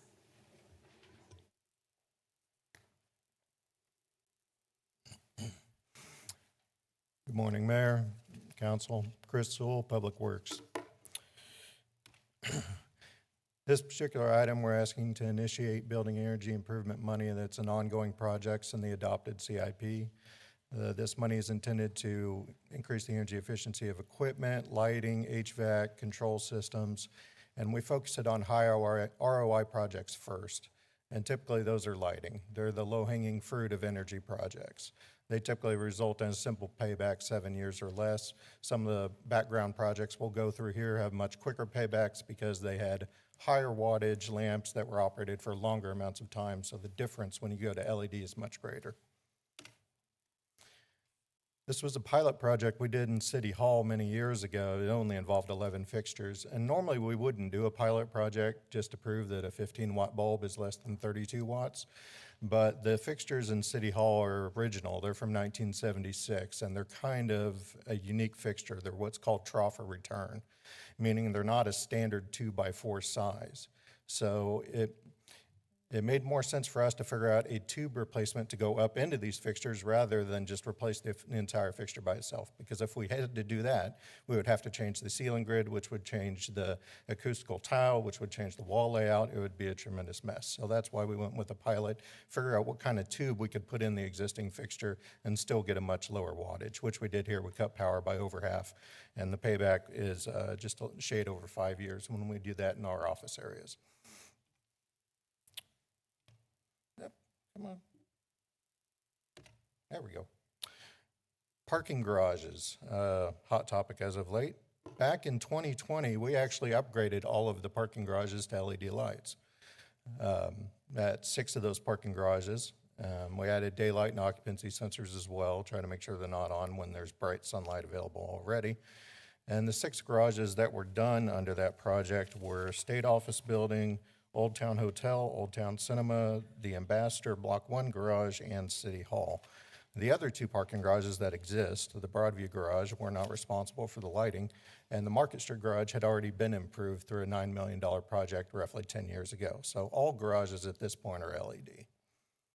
And you see the payback on that one's much quicker because they're operating over 4,000 operating hours a year, whereas an office space is a little over 2,000. And once you put in occupancy sensors, it's much less than that. Another interesting project was the tennis dome over by Riverside. Those originally had 1,000-watt metal halide bulbs in there, and we dropped those down to 400-watt LEDs. They're interesting in that they're an indirect fixture. They shine up, not down, reflecting off of the dome. And we also decided to look for a fixture that had field replaceable parts. If anyone has bought LEDs for their homes that are not screw-in bulbs, you'll notice that when it goes out, it's a fixture. There's nothing for you to replace. You just have to take the whole thing out and buy a new one and put a new one in, all right? So the field replaceable parts on these fixtures, we can actually change the LED panel or what's called the driver inside of it. It's a much cheaper operating procedure once that part eventually fails. Rather than having to buy another $750 fixture, we just buy a $50 part and get it up and running again. And then as of May of this year, Evergy came out with a energy savings rebate program. It applies not just to LEDs, also HVAC control. There's a whole host of rebates in there. Some of the examples, $3 on an LED lamp, which is just under half of our cost to buy them. It makes the payback periods on these projects significantly reduced. And with that, we want to propose the following projects. Now, before we go through that, I will say that two of these projects we proposed to the Sustainability Integration Board, and they approved both, moving forward with both of them. So the first project is convert all remaining lights inside City Hall to LED. We're about halfway done so far. Over the years, we've used past energy improvement money to upgrade, say, the 10th floor when housing moved in, 5th and 6th floor, and then as lights have burnt out, we've converted them over to LED. So this project would just do a wholesale, get it all done at once, and the whole building would be done. Second project, the Bailey Street corridor. This is a pathway along the railroad between St. Francis and the river, about a block south of Lincoln. And these lights, there's roughly 100 fixtures out there. We've had a lot of copper theft issues over the past years. Since 2018, we've spent over $100,000 in just repairing, rewiring, getting the fixtures back up and running again. And we don't want to keep banging our head against this and doing the same thing over and over again. So this project will replace those lights with solar LEDs with a battery backup. It should last at least 3 days when there's no sun. That way there's no copper for anyone to steal anymore. Savings on that one, paybacks are roughly 7 years, just a little longer, just because the extra cost of having to go to a solar-powered backup LED, they just cost more to buy, that's why.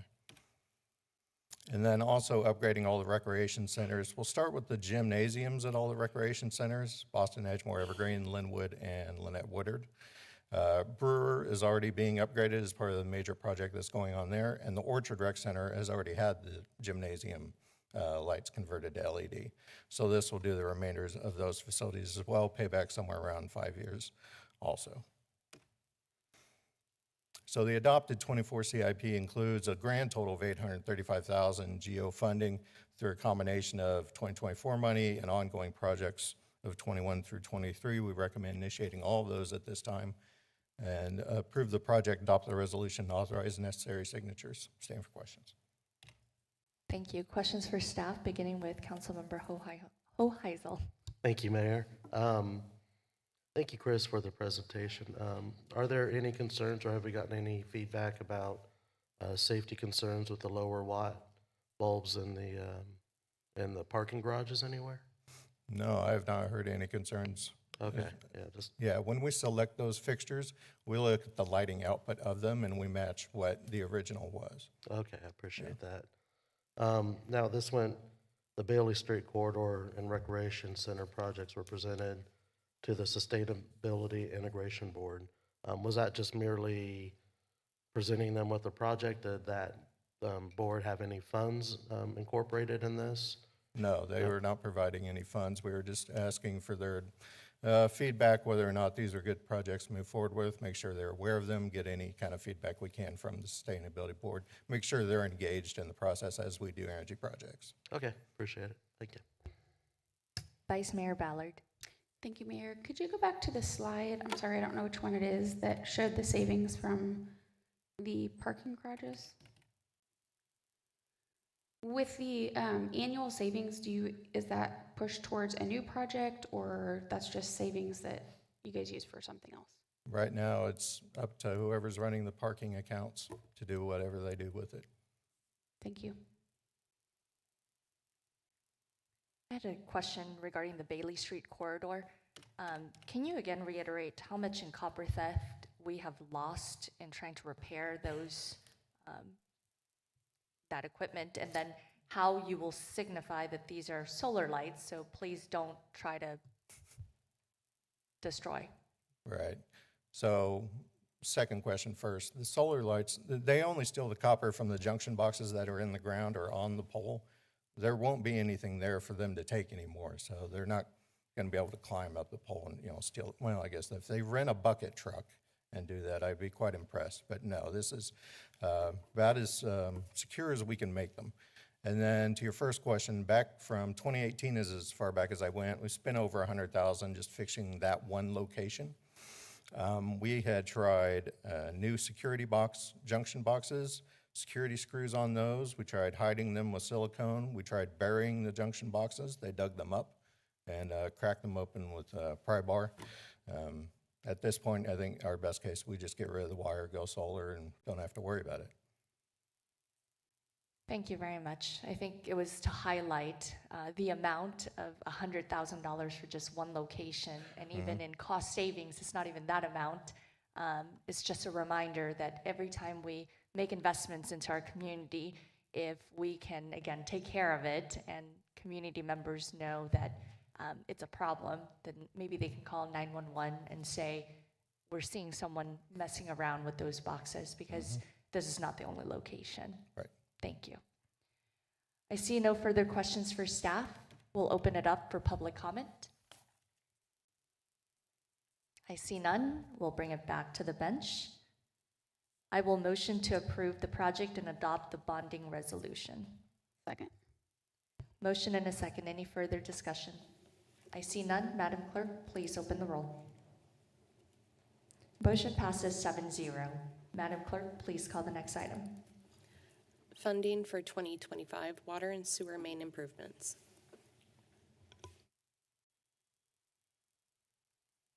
Good morning again. Paul Gunsman, Public Works and Utilities. The item before you is funding for 2025 water and sewer main improvements. The adopted 2025 through 2034 capital improvement program includes annual funding for the following water and sewer infrastructure improvements: arterial water mains, water distribution main replacement, water dead-end mains elimination, and water and sanitary sewer mains for future development. The arterial water mains program will allow for main replacement or relocation necessary to construct arterial street projects, which will provide more reliable service to customers. Specific locations and scope of work will be developed as design advances for arterial street improvements, and a couple of projects for 2025 are Mount Vernon from K-15 to Oliver, as well as 17th Street from I-135 to Hillside. The water distribution mains replacement program decreases the number of unexpected water main breaks, brings undersized mains to current standards, and improves fire protection. This program replaces water lines that have failed or have been determined to be in critical condition after multiple breaks and are beyond the means for city crews to repair. The water dead-end mains elimination project will be used to fund improvements that are needed to combat pressure and quality issues, and those will enhance system performance and reliability. And finally, water and sewer mains for future development projects will serve new development with water infrastructure as needed when the city grows. Proposed projects are requested by developers and evaluated by staff to make sure the proposed improvements are in the best interest of the utility and the city of Wichita.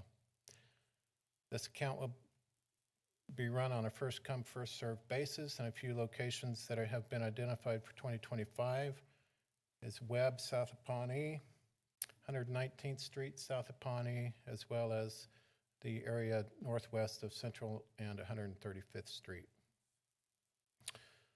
Here is a map showing some of the locations that we have proposed. In magenta are the water mains that will be repaired or replaced with CIP projects. The location there in the southwest quadrant of the city is for water mains extension, for water dead ends replacement or construction, and then the items in blue and green are the sanitary sewer and water mains for future development. The adopted 2025 through 2034 capital improvement program includes arterial water mains at $3 million, Water distribution mains replacement, $6.1 million. Water dead ends main replacement, $540,000. And water mains for future development, $2.6 million. Those fees, the collection of the main acquisition fees, and the amount of 0.032 cents per square foot will reimburse the utility 50% of the main cost as smaller mains are extended. Similarly, sanitary sewer mains for future development at $2.1 million. Again, the collection of main acquisition fees and the amount of 0.071 cents per square foot will reimburse the utility for 50% of the main cost as lateral lines are extended. Total cost is just under $12 million for all of the projects listed. Staff recommends initiating the funding for each at this time, and the projects will be funded from future revenue bonds or sewer utility and water utility cash reserves. If revenue bonds are issued, an additional 8% will be added for financing and administrative costs. It is recommended that the City Council approve the projects, adopt the resolutions and notices of intent, and authorize the necessary signatures, and I will stand for questions. Thank you, Paul. Any questions for staff? I see none. We'll open it up for public comment. I see none. We'll bring it back to the bench. I motion to approve the projects and adopt the resolution. Motion and a second. Any further discussion? I see none. Madam Clerk, please open the roll. Motion passes 7-0. Madam Clerk, please call the next item. Adoption of the safety standard for elevators and escalators 2022 edition. Good morning, Mayor, Council members. Chris Labram, MABCD. Thank you for your time and letting us bring this item before you. It is, as our clerk stated, the adoption of the 2022 version of the safety code for elevators and escalators. So this fits into Article 4 of our Unified Building and Trade Code. This adoption does update the, would adopt the updated national code along with our local amendments. This is an American Society of Mechanical Engineering code, so ASME A17.1 that impacts these all conveyances. This does and is designed to fit in with all of the codes we use in the International Code Council. We do have one uniform code. This has also been addressed to ensure that it fits with that, though that is the plumbing code, so there's not a lot of overlap between plumbing and elevators. The codes are revised every 3 years to remain current with industry. We, of course, evaluate these codes each time they come out at a national level for applicability to our local jurisdiction.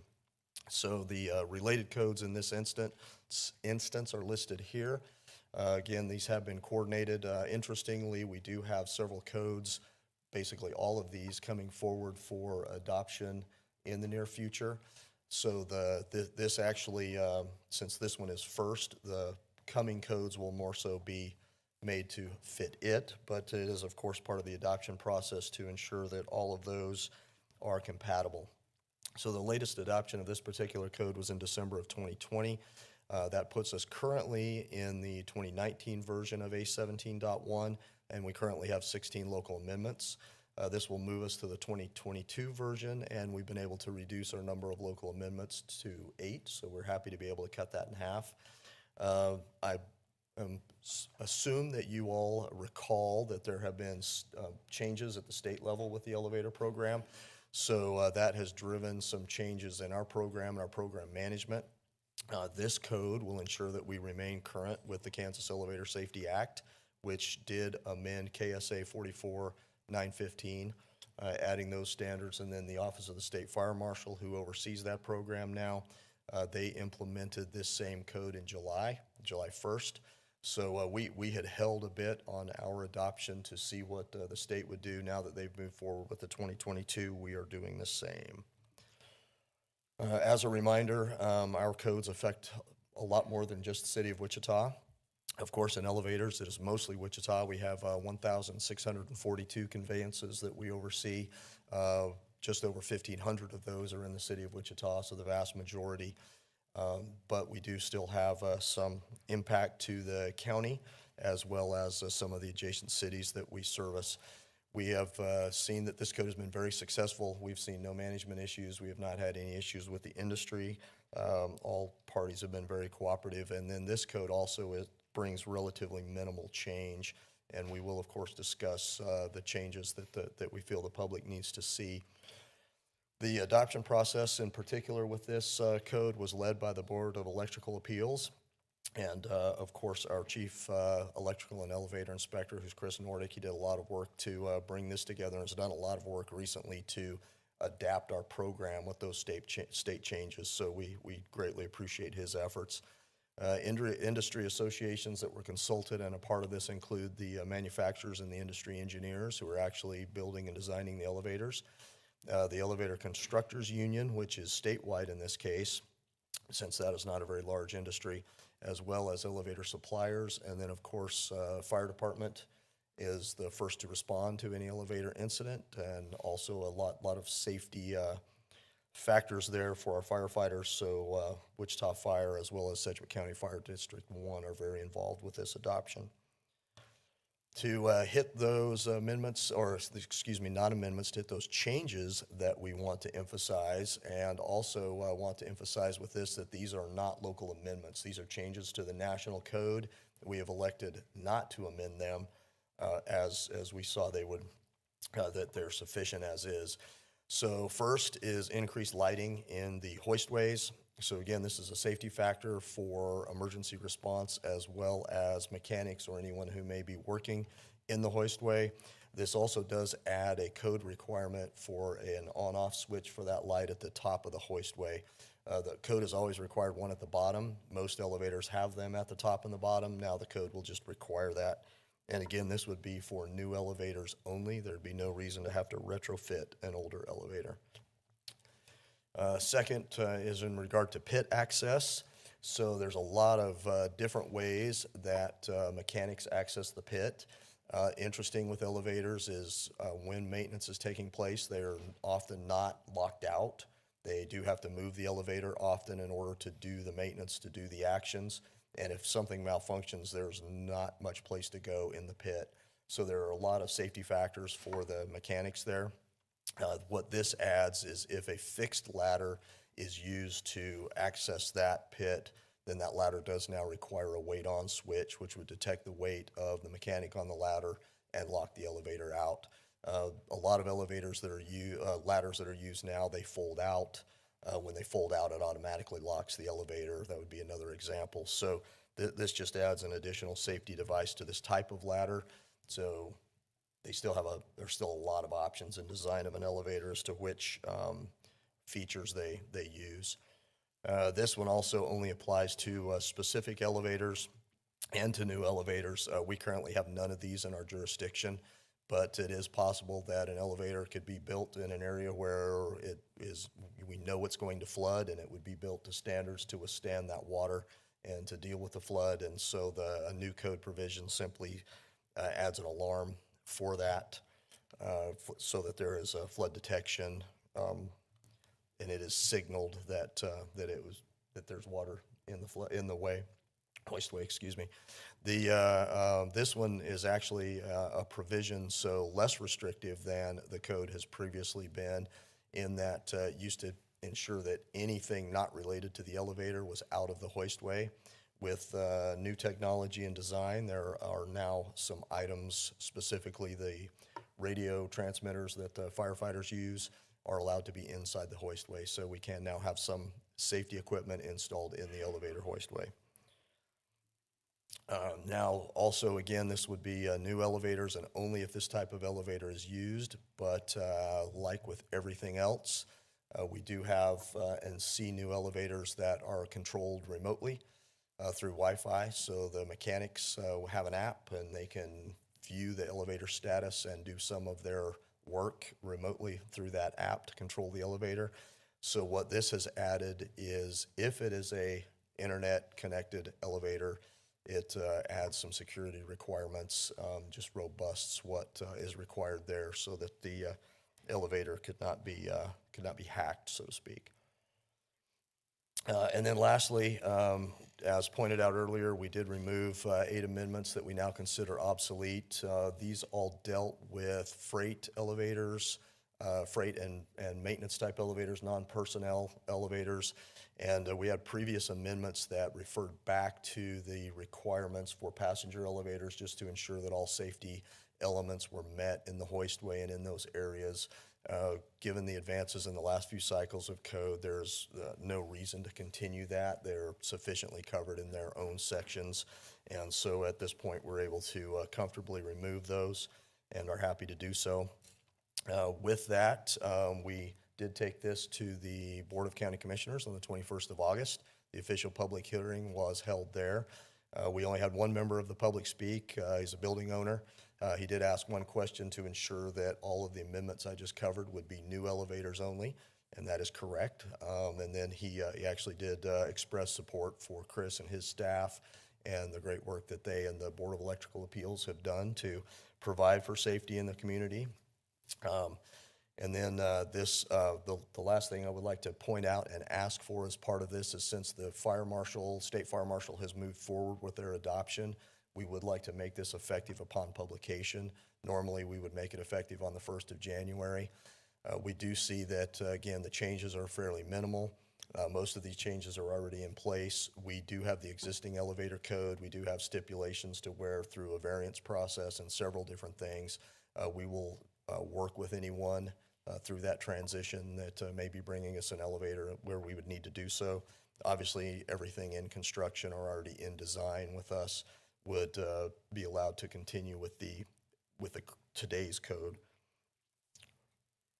So with that, I will happily stand for any questions you may have.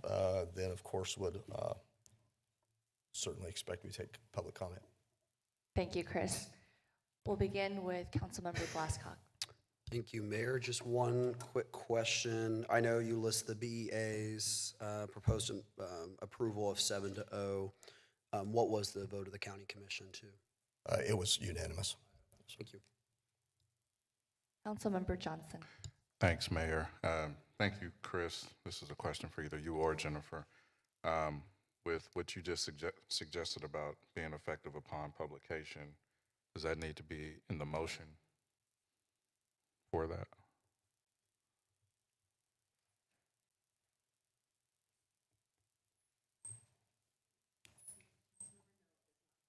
It does not need to be in the motion. Okay. Thank you.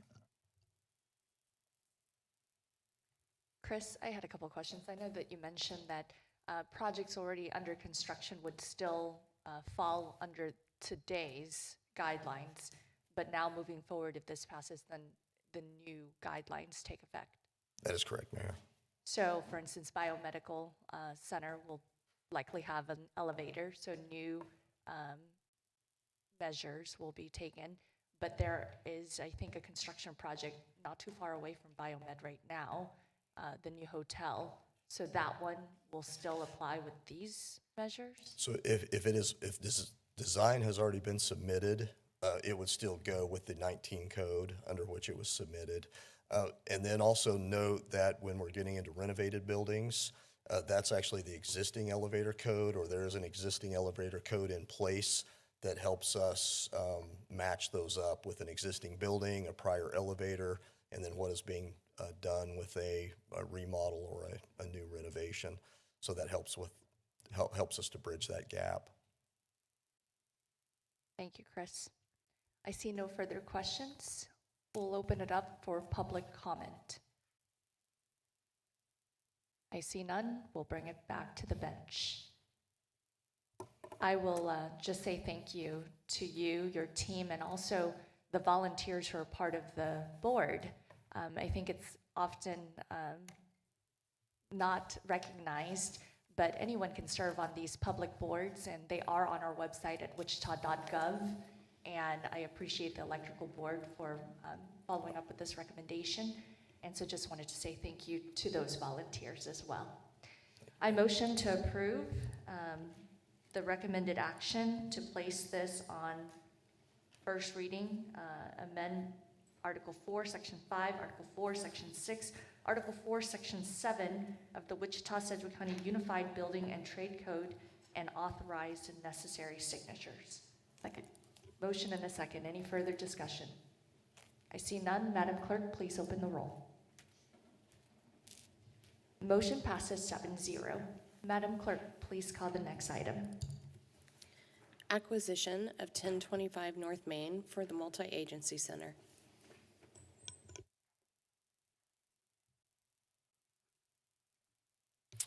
Honorable Mayor, members of council, Troy Anderson, Assistant City Manager. So this is one of 3 items that will appear on today's agenda, specifically relating to the multi-agency center. So this first item is ultimately the acquisition of the property. You may recall that back on July 2nd, City Council approved an option with USD 259 for the acquisition. The redevelopment of the site will be the city's multi-agency center, and the MAC will serve as Wichita's emergency homeless shelter with wraparound social services for unhoused residents. You may recall since that July 2nd date, there was a period of due diligence that we wanted to evaluate the site. There was also a request that was sent to the state legislative council to garner the disposition of the property by USD 259. That has since occurred, and so this is just the follow-up to that due diligence period. Given the proximity of 1025 North Main to multiple homeless service providers in the area, the location is ideal for referrals and coordinated services, providing easy access to those utilizing other services. That was part of our due diligence period. Most of you are probably familiar with the site, but just for reference, the image in front of you is the boundaries of the subject property that we're talking about today. A couple of images of the site. And then some of the terms and conditions of the agreement. The city purchase price is $1. However, the acquisition is subject to some additional terms. These are sort of new from the previous option agreement, and that is specifically that the use of the property is limited to humanitarian purposes. This is defined as services such as medical care, education, public housing, food distribution, services to the homeless and unhoused residents, and other charitable activities aimed at improving the welfare of those needed residents. And we have no issues or concerns with the restrictive covenants.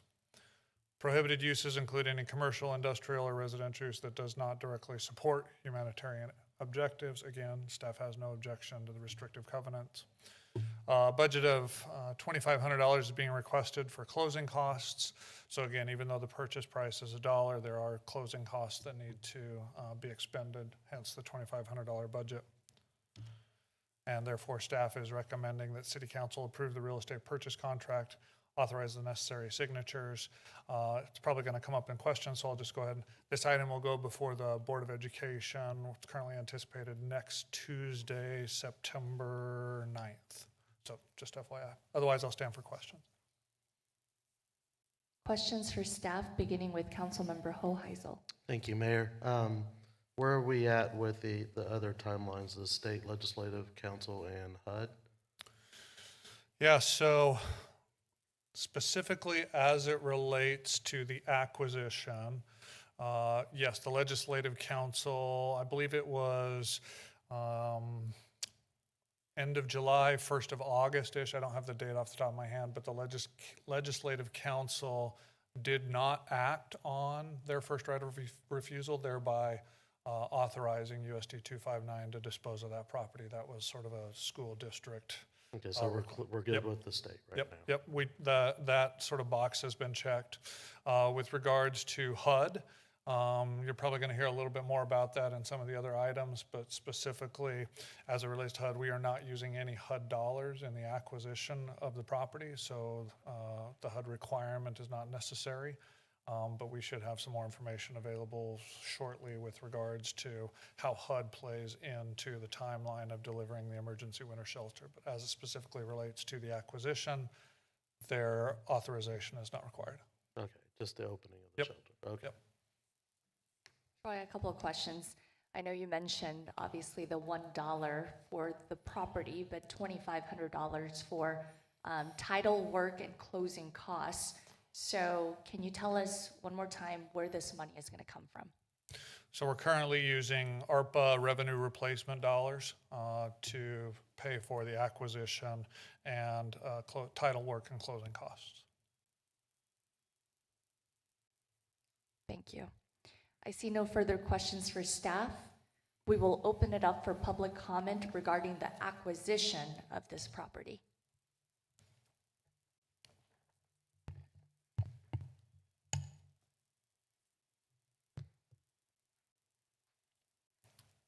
Hello, Mayor and City Council. I'm David Hodge with the Union Rescue Mission, and I want to come forward with just some positive comments and words of encouragement for the work that this City Council and Mayor are doing, as well as our City Manager, Assistant City Manager, and Housing Director. I believe we're at a point that Wichita needs to take action as you see the growing number of those suffering from homelessness and poverty. And I believe our community is at a point where we can make a difference, but if we continue to wait, the cost and difficulty to address what you're about to address is going to be very difficult to catch. We exist to elevate at the Union Rescue Mission the name of Christ, and in so doing also equip men with skills so that they can break the cycle of poverty and homelessness, and re-engage society and their families, again, with jobs and being productive members of society. As you plan the MAC and all of the services that you'll talk more about, I want to let you know how important we think it is that the city's taking the action that it is. The Union Rescue Mission is committed to establish an intake office. Not only will it be a place to help people escape from the emergency and trauma of homelessness, but we need to equip them so that they can emerge and it not just be a parking place of human beings, but an equipping place of human beings. We'd like to be a part of that. We see ourselves as, if I may say, the preferred provider of life change services for men, and we'd like to engage the city in any way that we can to help you with that and to bring those men into our facility for our life change services through the residential programs. Also, is the city's considering the complexity of this, and it is a complex process, I want to encourage you to also think about these human beings. It could be any one of us. What do we do to engage those that are outside and won't come in? Because once the MAC's built, you don't want to still have the downtown streetscape with people suffering like it's there today. So we need to have a process to engage them and to bring them inside for care, as you know. The other thing that's very important, I think, is the public sector can't do this alone. The private sector needs to have a plan that it embraces, and so that the services that the MAC provides are being well thought out, in my opinion, with some of the providers that have been invited into the planning meetings. What services does the facility provide? What providers will be in the facilities, the second leg on the stool. And my understanding is from some of our talks that we've been privileged to be in, I'm seeing that addressed. The third leg on the stool I suggest would be governance. What sort of governance model will exist such that the private sector and the public sector have confidence in the way the facility's managed and will engage at the level that you want? And the fourth leg on the stool is a long-term sustainable funding plan. Governance, I think, helps drive that. Actually, I'd say the first three legs on the stool would drive my confidence in funding it. So as the city continues down this process, I would encourage you to work on all four legs of the stool of this complex issue. But we're at a point in time where, again, I think that thanks to your leadership, we're going to address this issue and make an improvement. And I'd close my comments with reminding you of an old motto of Peace Corps. You remember they said it's the toughest job you'll ever love? That's what you're stepping into. Every day I have the privilege of seeing untold suffering, people making a decision to change, and victory, all in the same building. And I invite you into that with us, and we want to join you in that battle because lives are changing. We can change this community. And I think longer term we need to look at what are the factors that cause people to become homeless. We're going to have to embrace that too.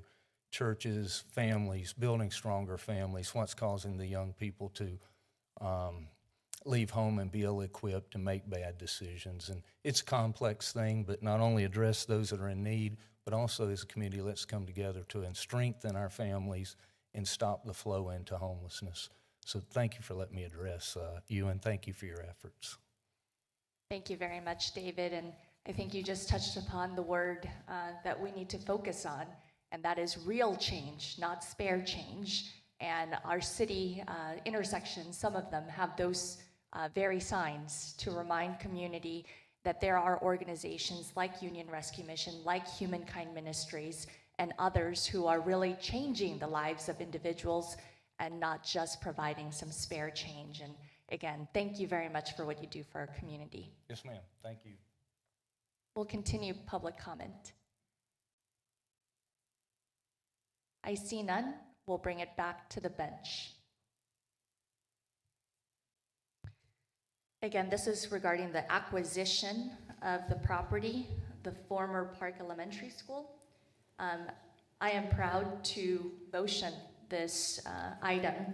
This has been a long time coming, and I think that Vice Mayor Ballard, who's part of the Homelessness Task Force, as well as Councilmember J.B. Johnson, who's also part of the Homelessness Task Force, have done a great job in representing the city, and I'm really grateful for these individuals. And I know that Vice Mayor Ballard would probably like to do the motion, so I'll let her do that. But I think Councilmember Johnston wants to talk first. Thank you, Mayor.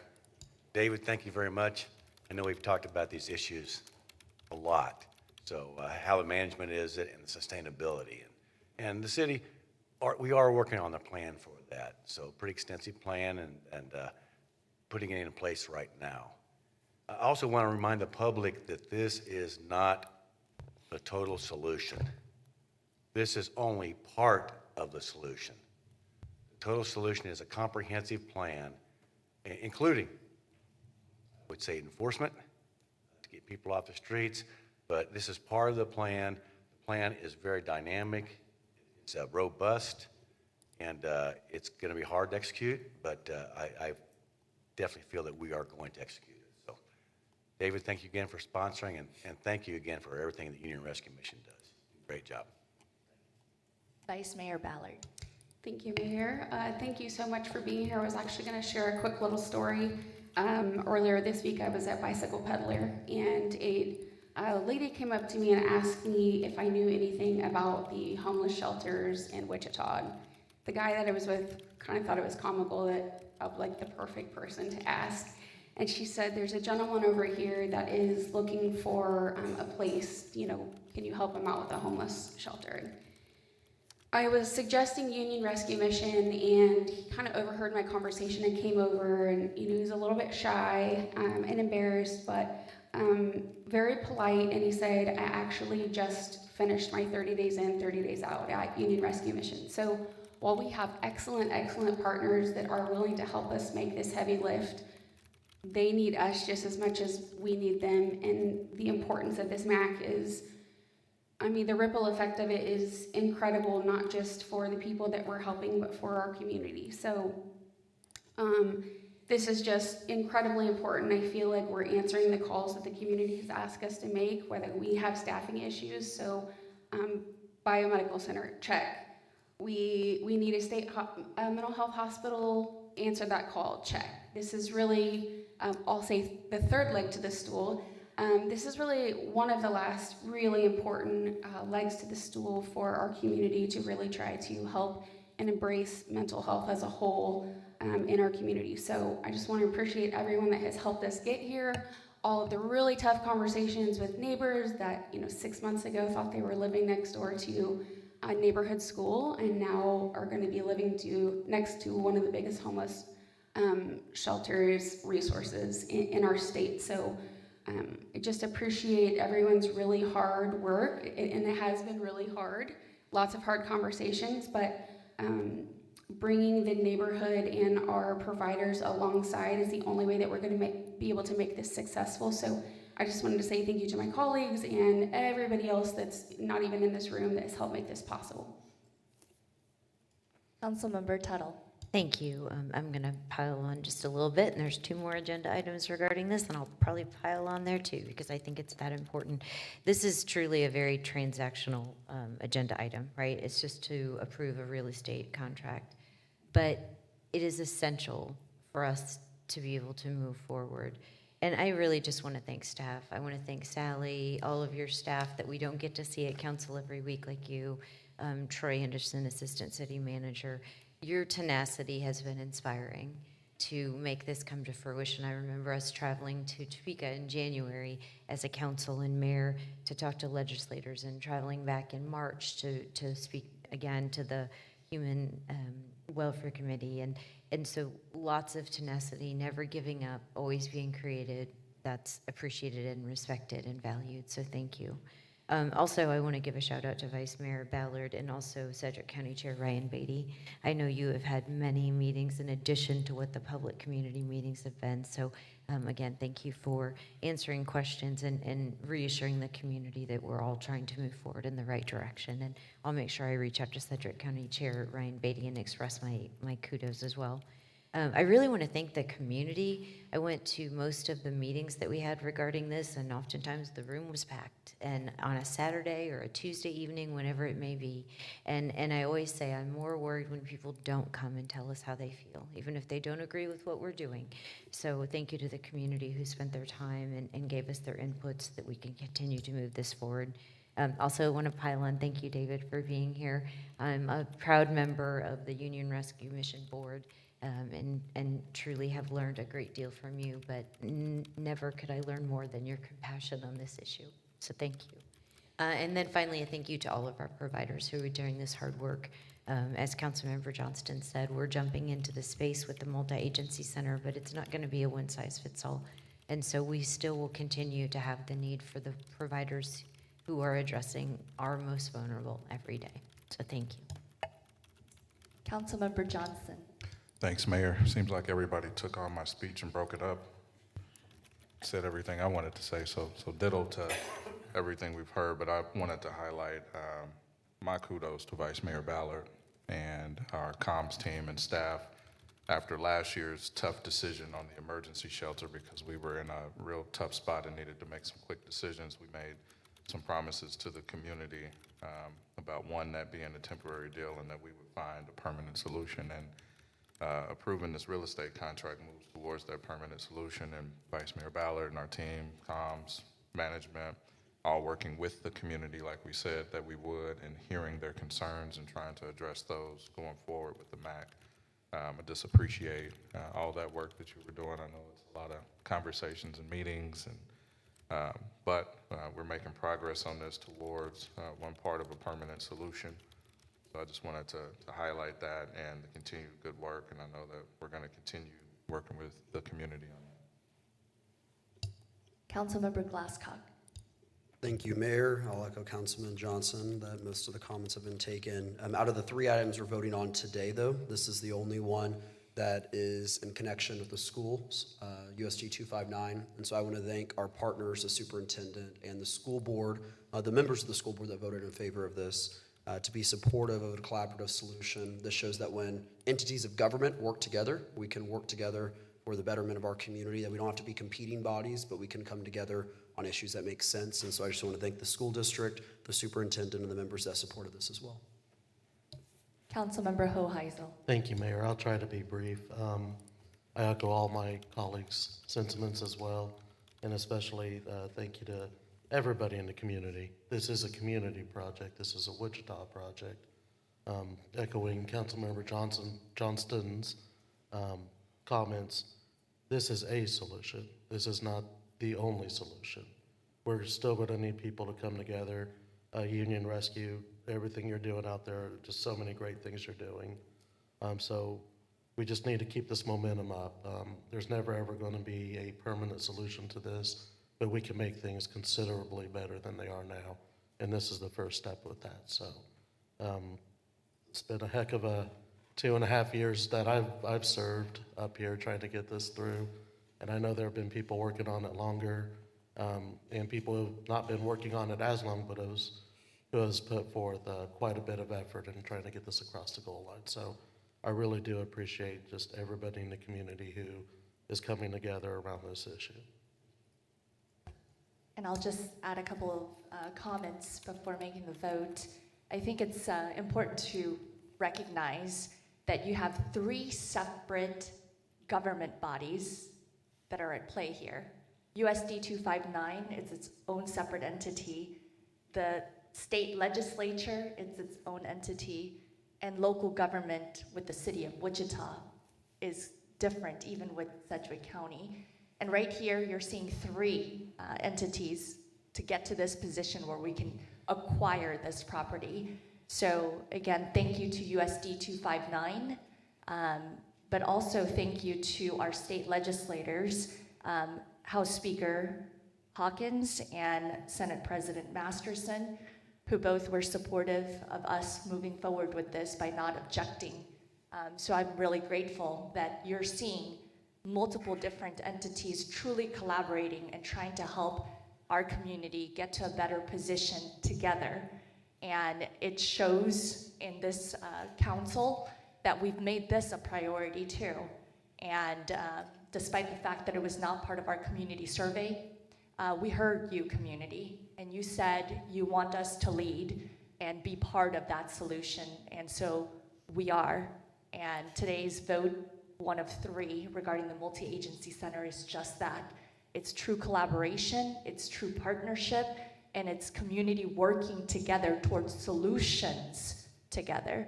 So I'm really grateful for this. And again, this is in Vice Mayor Ballard's district, so the honor should be hers. Thank you.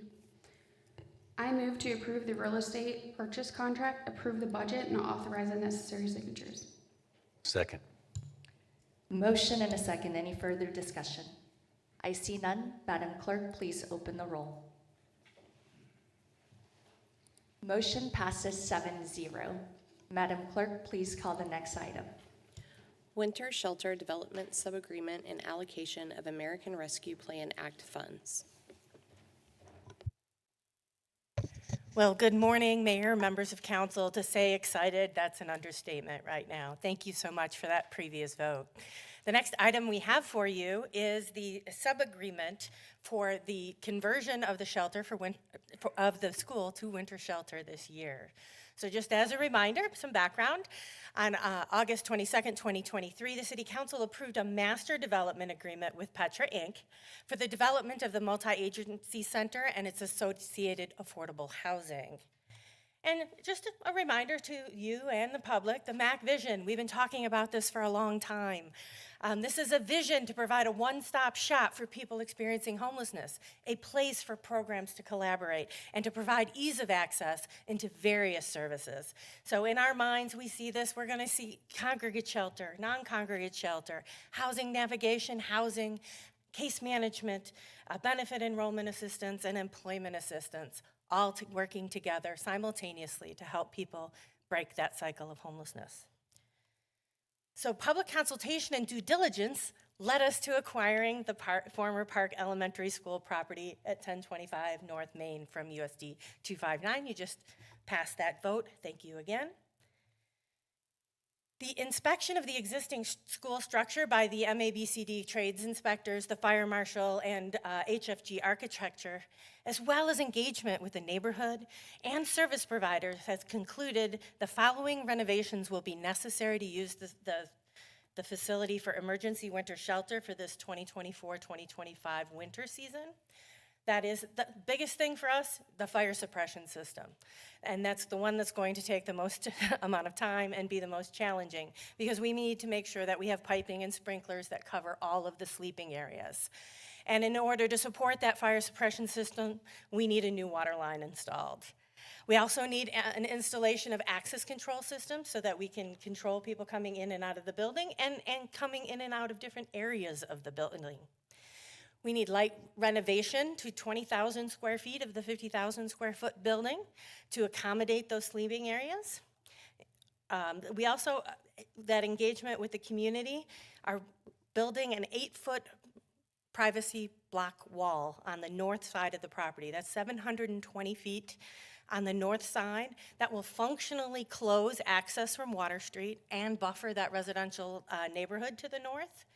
In closing off that access, we need to build an access road then, 170 feet by 36 feet. It'll run parallel to that north wall to provide access to the rear of the building after closing Water Street. Screen fencing is needed on the 520 feet on the west property line abutting the walking trail. The walking trail is technically zoned as residential, and as such, a limited commercial property next to residential requires screen fencing. And then furniture, fixtures, and equipment that'll be necessary for the winter shelter, including security screening equipment. Here's just to show you the exterior work. So the purple line would be the 8-foot block wall separating the facility from that residential neighborhood to the north. The orange line is the screen fencing between the property and the walking trail, and then the building of the access road so that you can actually still get to the back side of the building.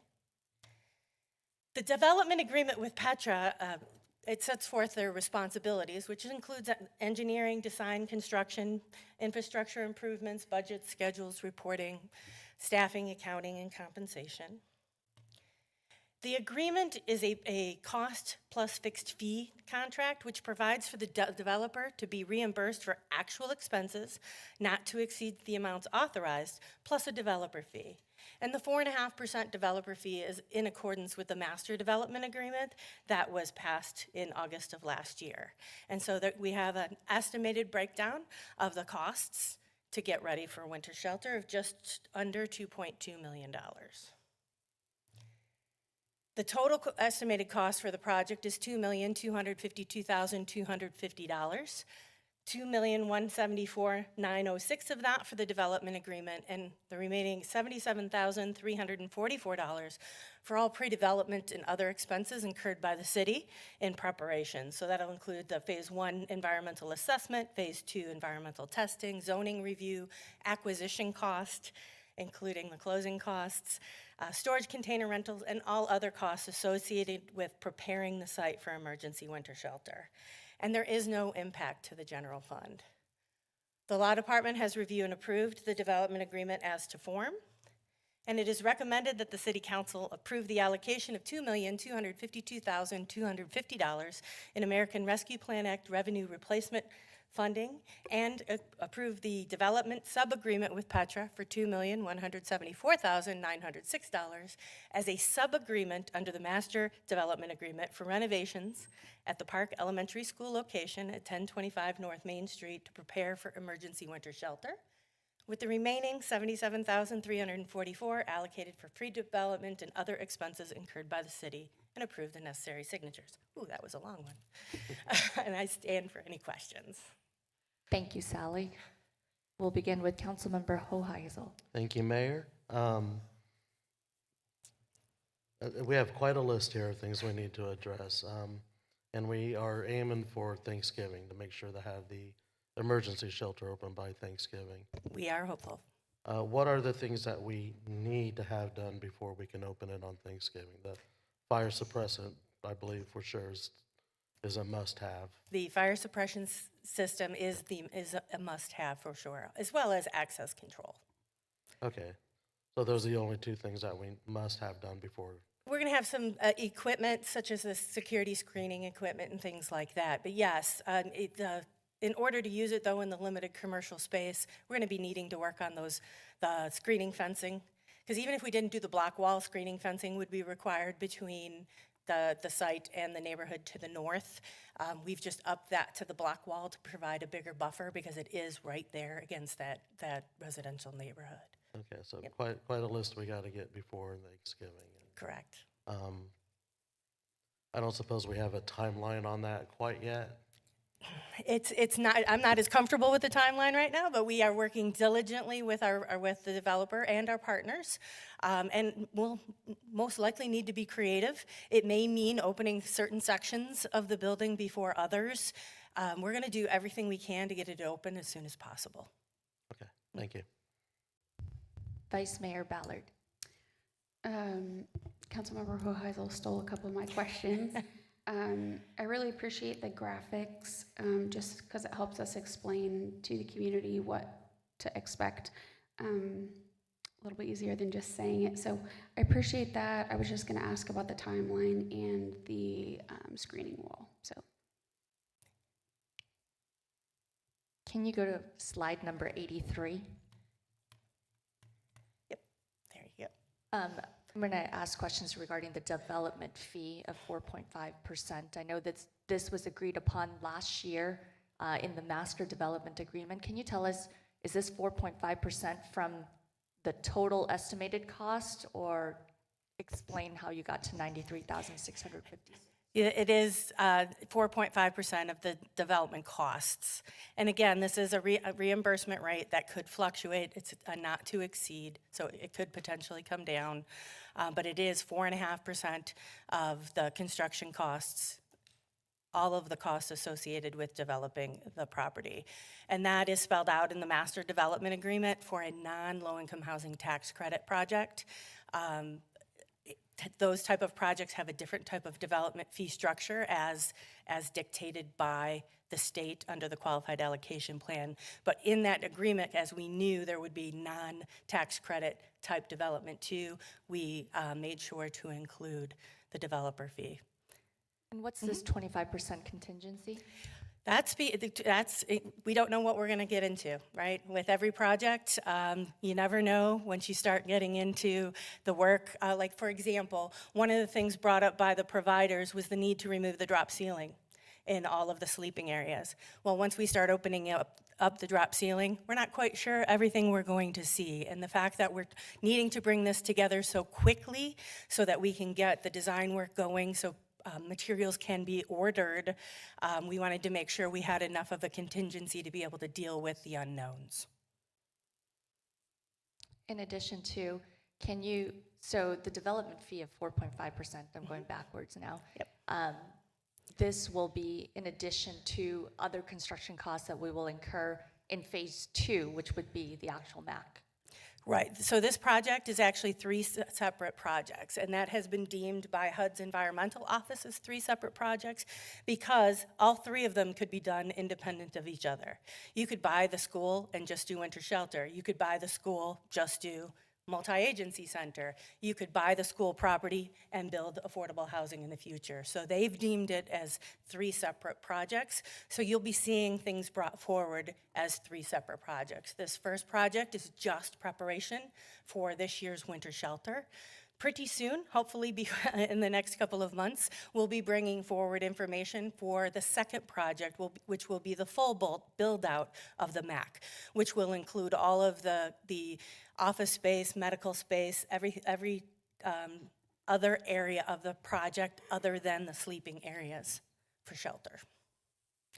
And can you remind us, this is from the ARPA funds, how much has already been depleted in due diligence that we did on previous properties? So that's a tough one. The due diligence, we spent a little over $100,000 on the Riverside property in home ARP funding for that. That project, when we were moving forward with the Riverside property, that was going to be all in one building. So those pre-development expenses were eligible because the housing piece and the home ARP funds were going to be spent on that building. In this location, the housing piece is not inside the current school structure, and so we had to separate that out.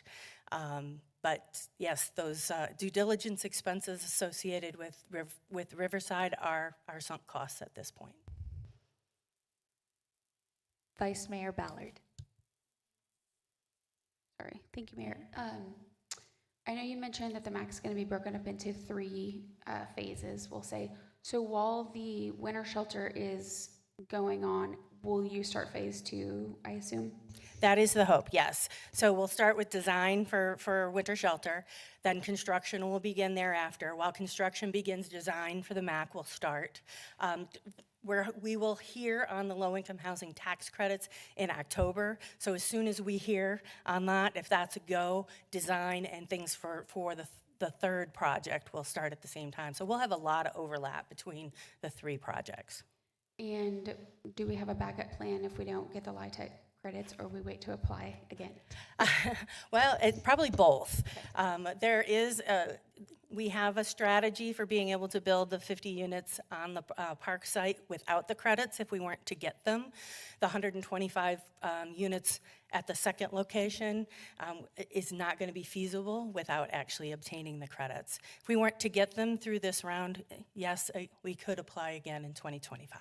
Thank And since this is just for the winter shelter portion, a couple questions. Can this be also a pilot to the MAC? In other words, while MAC is still being designed, can providers who would, for instance, Union Rescue Mission, Humankind Ministry, Salvation Army, could they have a presence in the facility while it's still being developed? That is at my absolute hope, that all of our providers are going to come in as a test phase and how they can integrate throughout the whole process. We might not have the offices built out or the spaces built out to where the end goal is, but it will give us that opportunity to work together and see how we can do those warm handoffs from one program to the next. When can we expect the request for proposals regarding the operation of winter shelter? That should be in the next 10 days. We should have that done and out for response. And can you give us a timeline? So if in the next 10 days a proposal will be crafted, then how many more days? Kind of give us a timeline. Yeah, at this point, we haven't discussed how long it will be open. Generally, they're open about 30 days. We're probably going to scale that back just because of our timeline. Be open 2 to 3 weeks, and then we would have to pull together a selection committee, then bring that forward for approval. Again, this is just for the winter portion, so it would be November to March 31st. March 31st. Thank you very much. Any further questions for staff? I see none. Thank you, Sally. We will now open it up for public comment regarding the winter shelter development sub-agreement. I see none. We'll bring it back to the bench. Mayor, if I could, just one comment. A lot of thanks has been given, and there have been so many players to get us to this point, but I do want to give special recognition to Sally. She's the one that came up with the initial concept. If it wasn't for that, we would not be where we are today. She's the one that saw the different components that would make MAC successful, and she also, even more difficult task, came up with a very complex funding mechanism in order for us to get where we are today. So I do want to give special recognition to her for bringing this concept forward and then staying with it and being dynamic and flexible as we kept getting thrown curveballs through the process. Thank you. Vice Mayor Ballard. Sure. Thank you. I move to approve the allocation of $2,252,250 in American Rescue Plan Act revenue replacement funding and a development sub-agreement with Petra for $2,174,906 as a sub-agreement under the Master Development Agreement for renovations at the Park Elementary School location at 1025 North Main Street to prepare for emergency winter shelter, with the remaining $77,344 allocated for pre-development expenses incurred by the city and authorize the necessary signatures. Councilmember Tuttle. I will second if that's okay, but I was going to make a comment if that's okay, whenever it's appropriate. Is it okay? Thank you. Again, kudos to everyone, and especially Sally. I just wanted to say again, thank you. I remember when you brought this item to us, gosh, I can't even remember the very first time, and there were some concerns, but you've navigated us beautifully through all of it. And I think as a community, not just the city of Wichita, but within our entire ecosystem here, we've almost become dangerously close to accepting the homeless situation as a problem we can't solve. And I think this really just emphasizes that we can.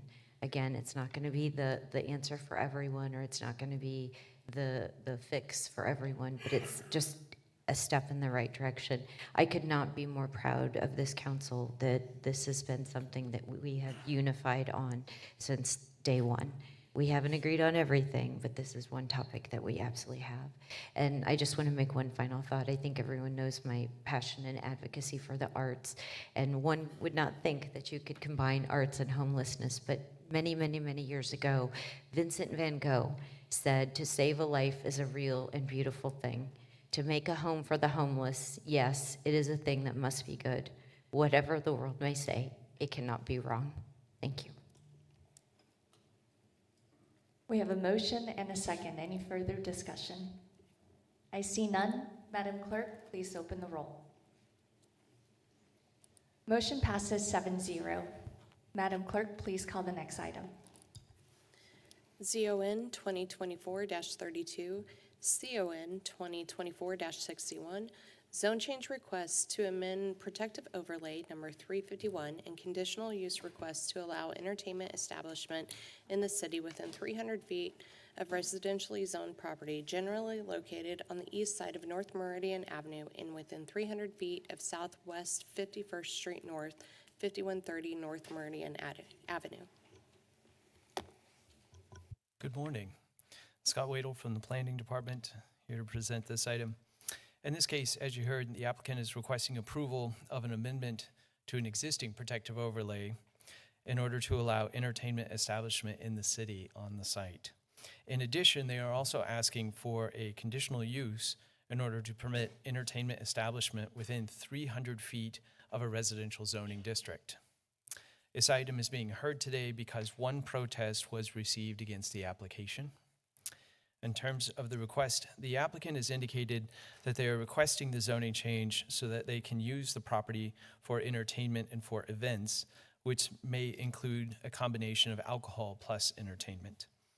The applicant has indicated that it is currently filled with bouncy houses and that they would like to be able to host children's events that likely wouldn't involve alcohol, but this would give them the additional flexibility for additional types of events. In terms of the property, as you can see here, the site is located to the south and east of the intersection of 53rd Street North and Meridian. The address is 5130 North Meridian. A subject site consists of one parcel, is approximately 3.38 acres in size, zoned LC limited commercial with an existing protective overlay, and is currently developed with a large shed or barn structure. In terms of context, property to the north and east is zoned SF5 and developed with and is currently in agricultural use. Property to the south is zoned SF5 and developed again as agricultural, but also as a drainage swale. Property to the west across Meridian is zoned LC with a CUP and is currently in use as agricultural fields. The property's barn where the indoor activities will take place is approximately 460 feet to the nearest residential building. In terms of the staff report provides information about noise, screening, parking, and lighting. In terms of review, on July 25th, the Planning Commission reviewed the request, held the public hearing, and recommended approval of the application with the conditions that are listed in the staff report. That vote was 11-0 with one abstention. One member of the public spoke at that public hearing in opposition to the request with concerns about overflow parking onto area side streets. The Planning Commission recommended conditions also include the following: that outdoor entertainment would be limited to the hours between 10 a.m. and 8 p.m., and that no amplified music would be allowed outdoors. On August 12th, the District Advisory Board reviewed the request and recommended approval the same as the MAPC, so the same conditions, and that vote was 6-1. One member of the public attended that meeting and voiced concerns regarding, again, the overflow parking and the possibility of alcohol being served to minors. One protest petition was received during the protest period, and that protest was outside of the protest area, so it does not count towards the 20% threshold. In terms of the recommendation, it is recommended that the City Council adopt the findings of the Planning Commission, approve the requested amendment to the existing PO number 351, and approve the conditional use, authorize the necessary signatures, and instruct the City Clerk to publish a resolution and ordinance after approval. That would require just a simple majority of 4 of 7 votes. Alternatives include the following: you can override the MAPC, adopt alternative findings, and deny the requested changes. That would require 5 of 7 votes, or as always, you can return the case to the Planning Commission for additional consideration. And with that, I'll take you through the photos and graphics. So here's the map showing the zoning in the area. Here's the site with the shed or barn structure. Here's the map from the comprehensive plan showing new residentials, what recommended in the area. Here's the site plan that was submitted as part of the application. Here is the map showing the protest. You can see the blue property, which was where the protest was submitted. Again, it was outside of the protest area, which is the area in green, outlined in that green. The purple is the notification area. Here are photos from the site and the surrounding area. Here you can see the structure that is on the property with the driveway. This is looking to the west, looking to the north, south, and back to the aerial. And with that, I'll stand for any questions. Questions for Scott? I see none. This does not get any public comment, so Vice Mayor Ballard, this is in your district. Sorry, I'm hogging all the motions today, guys. There was a little bit of conversation about this outside of the DAB. Most of the concern was how late would they be able to do the outdoor entertainment, and it's 8 p.m., so I think that made some of the neighbors feel a little bit better. So with that, I move to adopt the finding of the MAPC and approve the requested amendment to Protective Overlay 351 and the conditional use, authorize the necessary signatures, and instruct the city clerk to publish the resolution after approval. Second. Motion and a second. Any further discussion? I see none. Madam Clerk, please open the roll. Motion passes 7-0. Madam Clerk, please call the next item. ZON 2024-22, zone change request in the city from TF3 two-family residential to MF18 multifamily residential to allow for duplexes generally located at the northeast corner of East Lincoln Street and South Clifton Avenue. Good morning again. Scott Wadle from the Planning Department. As you heard, in this case, the applicant is requesting approval of a zone change from TF3 to MF18. This item is being heard today for a couple of reasons. One, there have been protests received against the application, and two, the District Advisory Board and the Planning Commission recommendations are different. In terms of the request, the applicant has indicated that they are requesting the zoning change so that they can build 2 duplexes on the subject site. So that would be a total of 4 dwelling units. The unique shape of the subject site means that the site does not meet the Unified Zoning Code minimum size setbacks for 2 duplexes to be constructed. The MF18 district would allow for the construction of the 2 duplexes because they would all be built on the same zoning parcel, which would constitute all of the subject site. In terms of the property, the site is located at the northwest corner of Clifton and Lincoln Street. It consists of 2 ownership parcels, all under 1 ownership. It is approximately 0.27 acres in size, zone TF3, and currently undeveloped.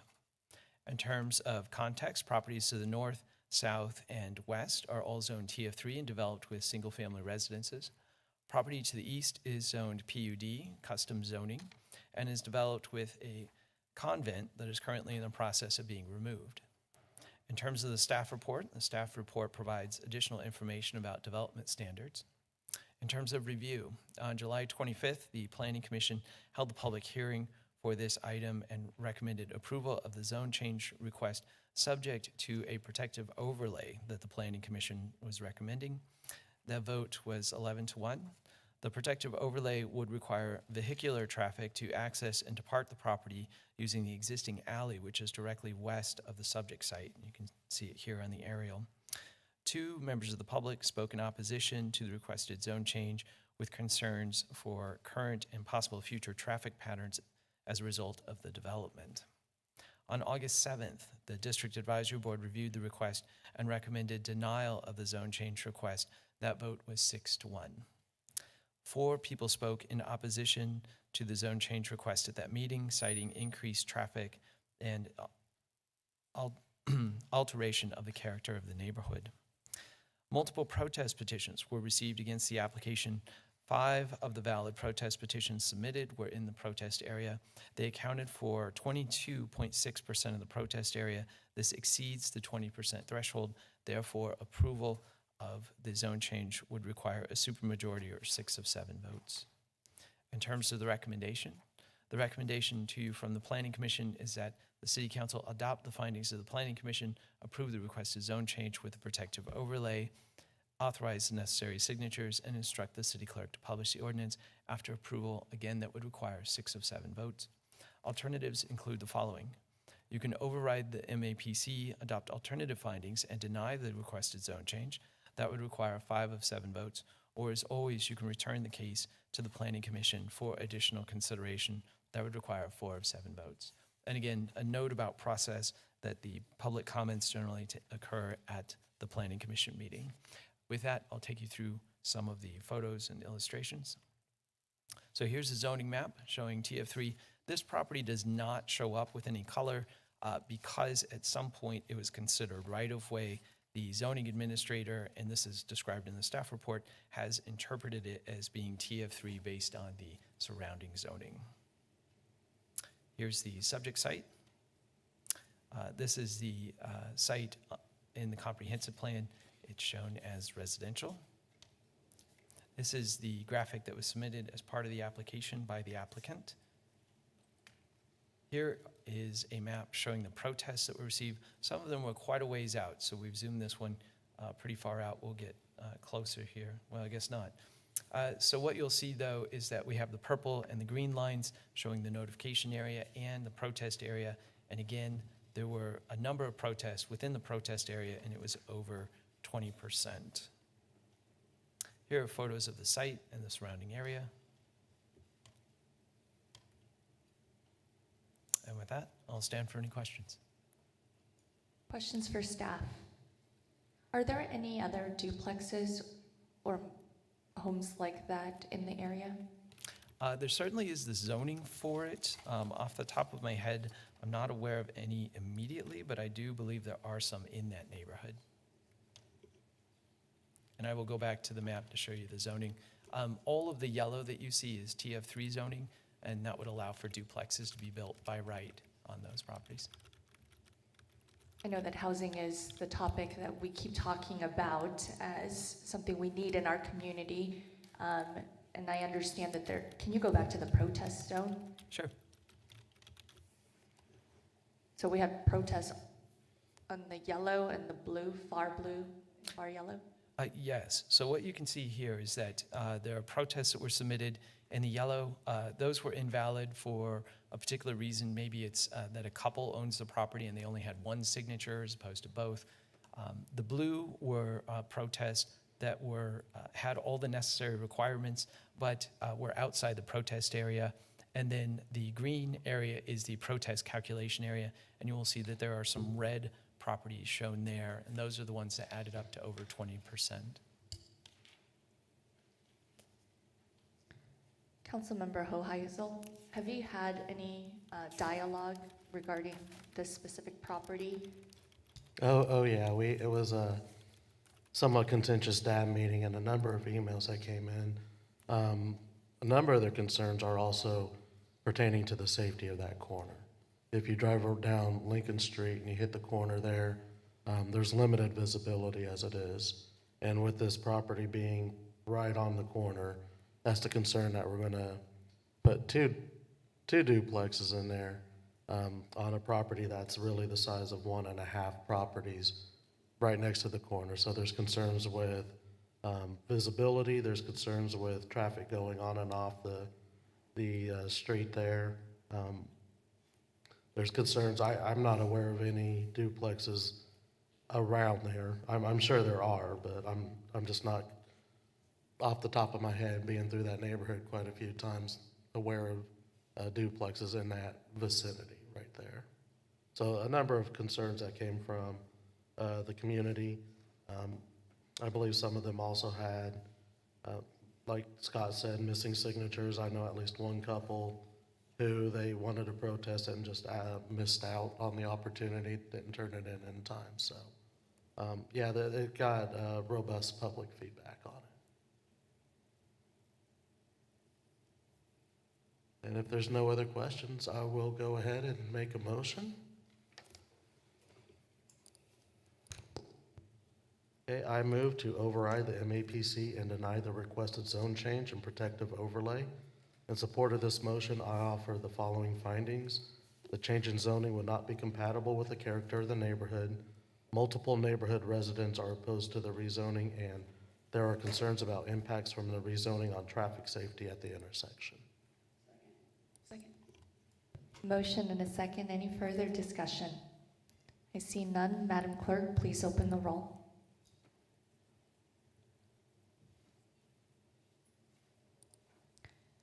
Motion passes 6-1. Madam Clerk, please call the next item. ZON 2024-36, zone change request in the city from TF3 two-family residential district to LC limited commercial district with protective overlay number 437, generally located on the west side of North Main Street and on the north side of West 9th Street. Good morning again. Scott Wadle from Planning. So this is the zoning case for the MAC. In this case, the applicants are both USD 259 and the City of Wichita. The request is for a zone change, as you heard, from TF3 to LC Limited Commercial, in addition to a protective overlay that would go over the property to restrict it further in terms of what land uses are permitted. This item is being heard today because the District Advisory Board and the Planning Commission recommendations for approval, both of them were for approval, but they are different. And I'll explain a little bit more in just a moment. In terms of the request, the zone change is requested so that the site can be used for the MAC Service Center. In terms of the property, the site is generally located to the north and west of the intersection of 9th and Main. It's approximately 4.64 acres in size and, of course, developed as a school campus. In terms of context, properties to the north are TF3 and MF29, and developed with a mix of single-family and duplex dwellings.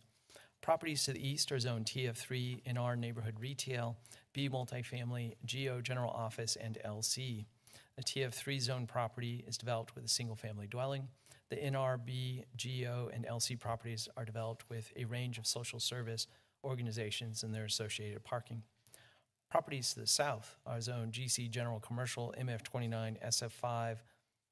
The GC zone properties are developed with offices and a TV studio. The MF29 and SF5 properties are developed with single-family dwellings. Property to the west is zoned TF3, two-family zoning, and developed with a path.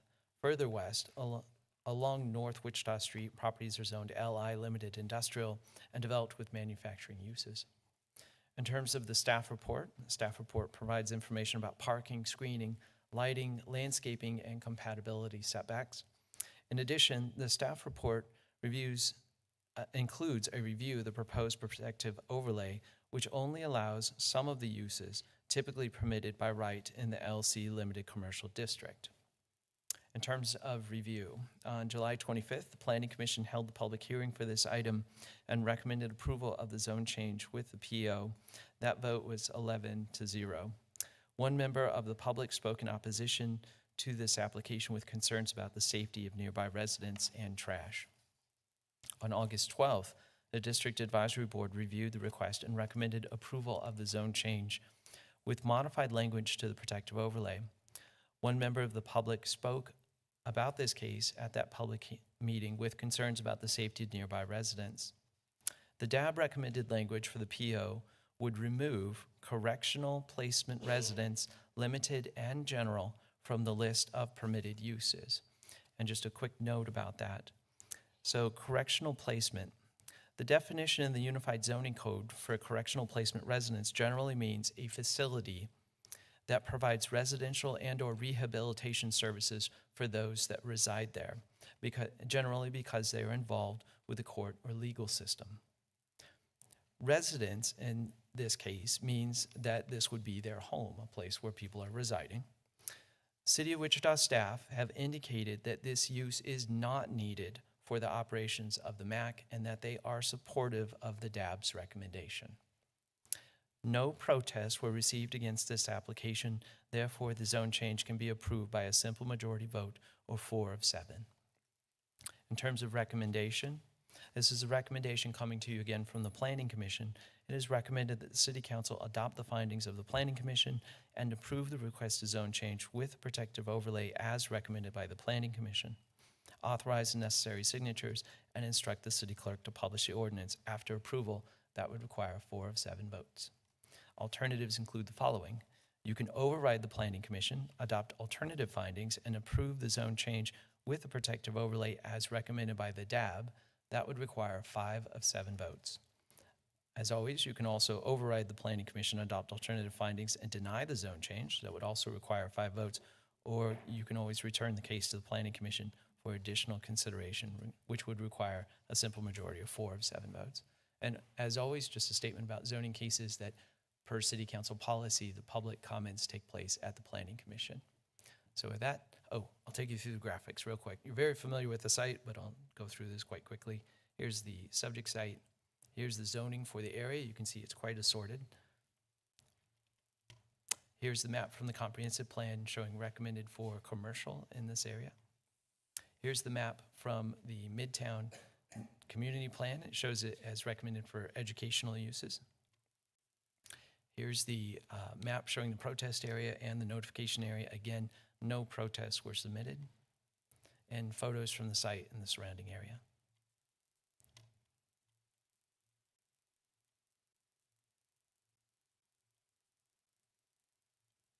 Oh, there's quite a few with this one. Quite the tour. Okay. I'll stop there and take any questions. Questions for Scott? I have one. I know that we had some comments regarding loitering, and so I wanted to make sure that is there anything in here that prevents loitering to happen in this specific footprint? My initial answer would say not in the zoning. I think that will be really more of an operations issue, but let me look back to JR real quick and confirm. Yes, okay. Yeah, that would be something more in terms of operation and not in the zoning. I just want to take that into consideration as we move to approve this, that loitering would not be allowed on this property per concerns from neighbors. Definitely don't want that to happen here. And I know it's an operational procedure, but I just want it on the record that loitering will not be allowed on this premise. Vice Mayor Ballard. Thank you, Mayor. Thank you, Scott. I move to override the MAPC, approve the zone change and protective overlay 437 as recommended by the DAB, place the ordinance on first reading, authorize the necessary signatures, and instruct the city clerk to publish the ordinance after approval of the second reading. In support of this motion, I offer the following findings. The removal of correctional placement residents, limited and general, will help reduce potential detrimental effects to the nearby properties and reflects changes supported by the area stakeholders and DAB members. In addition, the applicant has indicated that its operations will not be impacted by this change. Second. Motion and a second. Any further discussion? Scott, could you just explain the portion of the protective overlay of what that means? Oh, sure. So LC, limited commercial, it allows you to do a lot of things with a site. So you could have a business there, you could have a convenience shop, you could have all kinds of different retail. The other thing that allows you to do is it would allow the use that is necessary for the MAC in order to operate. So part of the concern has been how does one provide approval zoning-wise for the MAC to operate, but at the same time not allow for other retail businesses or something to occur. So that's where the protective overlay comes in, is that it restricts and eliminates a whole host of potential uses that would normally be allowed in an LC property, but now because of the protective overlay will not be. So in that way, it helps provide some assurance to area residents that if something was to change in order to allow for some of the other uses that they may not like as much, there would have to be a zone change that would have to be applied for in a whole nother review process. So could you speak to the correctional placement residents for limited and general and just basically say what that means? Yeah, so that is a specific term that's defined in the zoning code. It is generally considered when there are 2 or more individuals at a location that use it as their residence and are in some way either generally ordered there by the court or legal system. Now, in this case, the removal of it does not preclude people who have had maybe in their past at some point, run-ins with the legal system, it doesn't preclude them from staying there as an overnight shelter. What it does do is it prevents people from setting up an operation that would house 2 or more individuals that are ordered there by the court long-term. Great, thank you so much.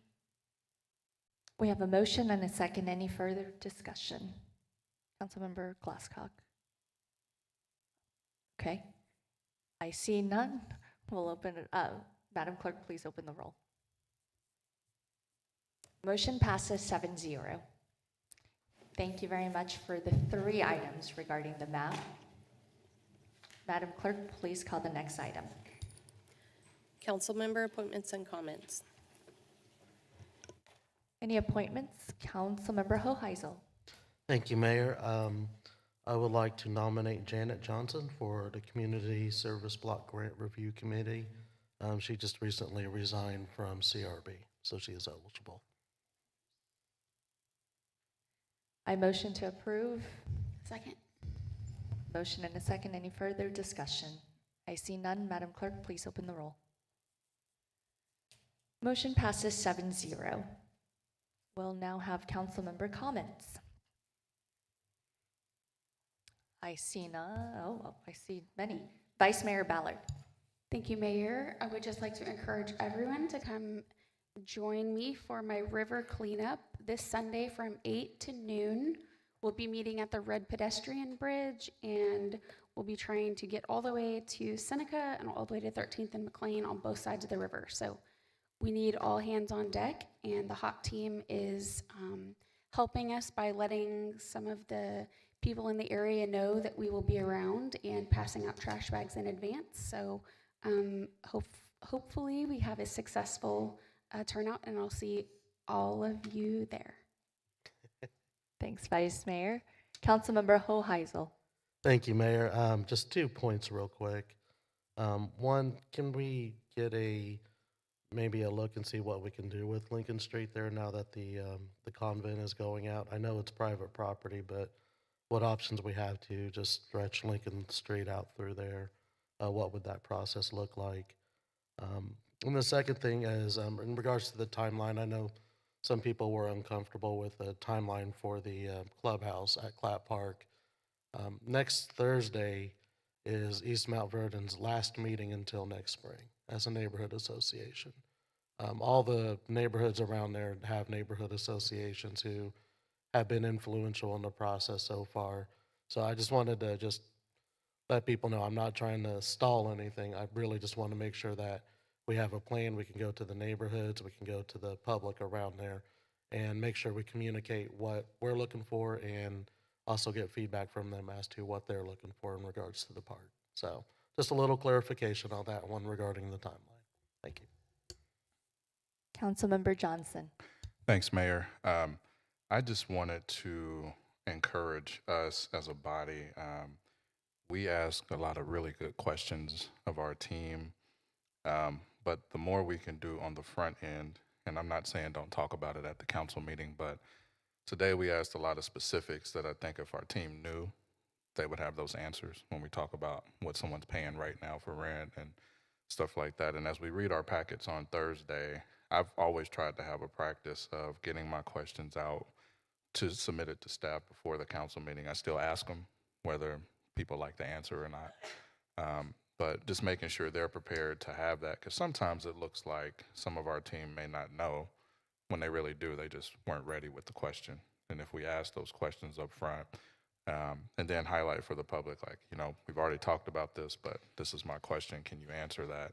I think it gives more specifics to some of those answers, because as the mayor pointed out before, sometimes we'll ask a question and then we'll get an answer in email later and it's not in the public setting. But if we ask up front and staff is prepared to answer those questions, then that question and answer is all public during the discussion and people can hear that in real time. And if that spurs another question, that's a little different. But some of those specifics, I think, could be answered, and it's more fair to the public to hear those actual answers, because we want to know as well, and that may spur some different conversation. But that's just a thought for me. I know that we like to get into some of those details And the earlier we can do that, the more prepared that they are to answer those questions publicly. I see no further comments. I move to adjourn this council meeting. Second. Motion and a second. Any further discussion? I see none. Madam Clerk, please open the roll. Motion passes 6-1. Who wants to stay after? Councilmember Johnson. Have a great week.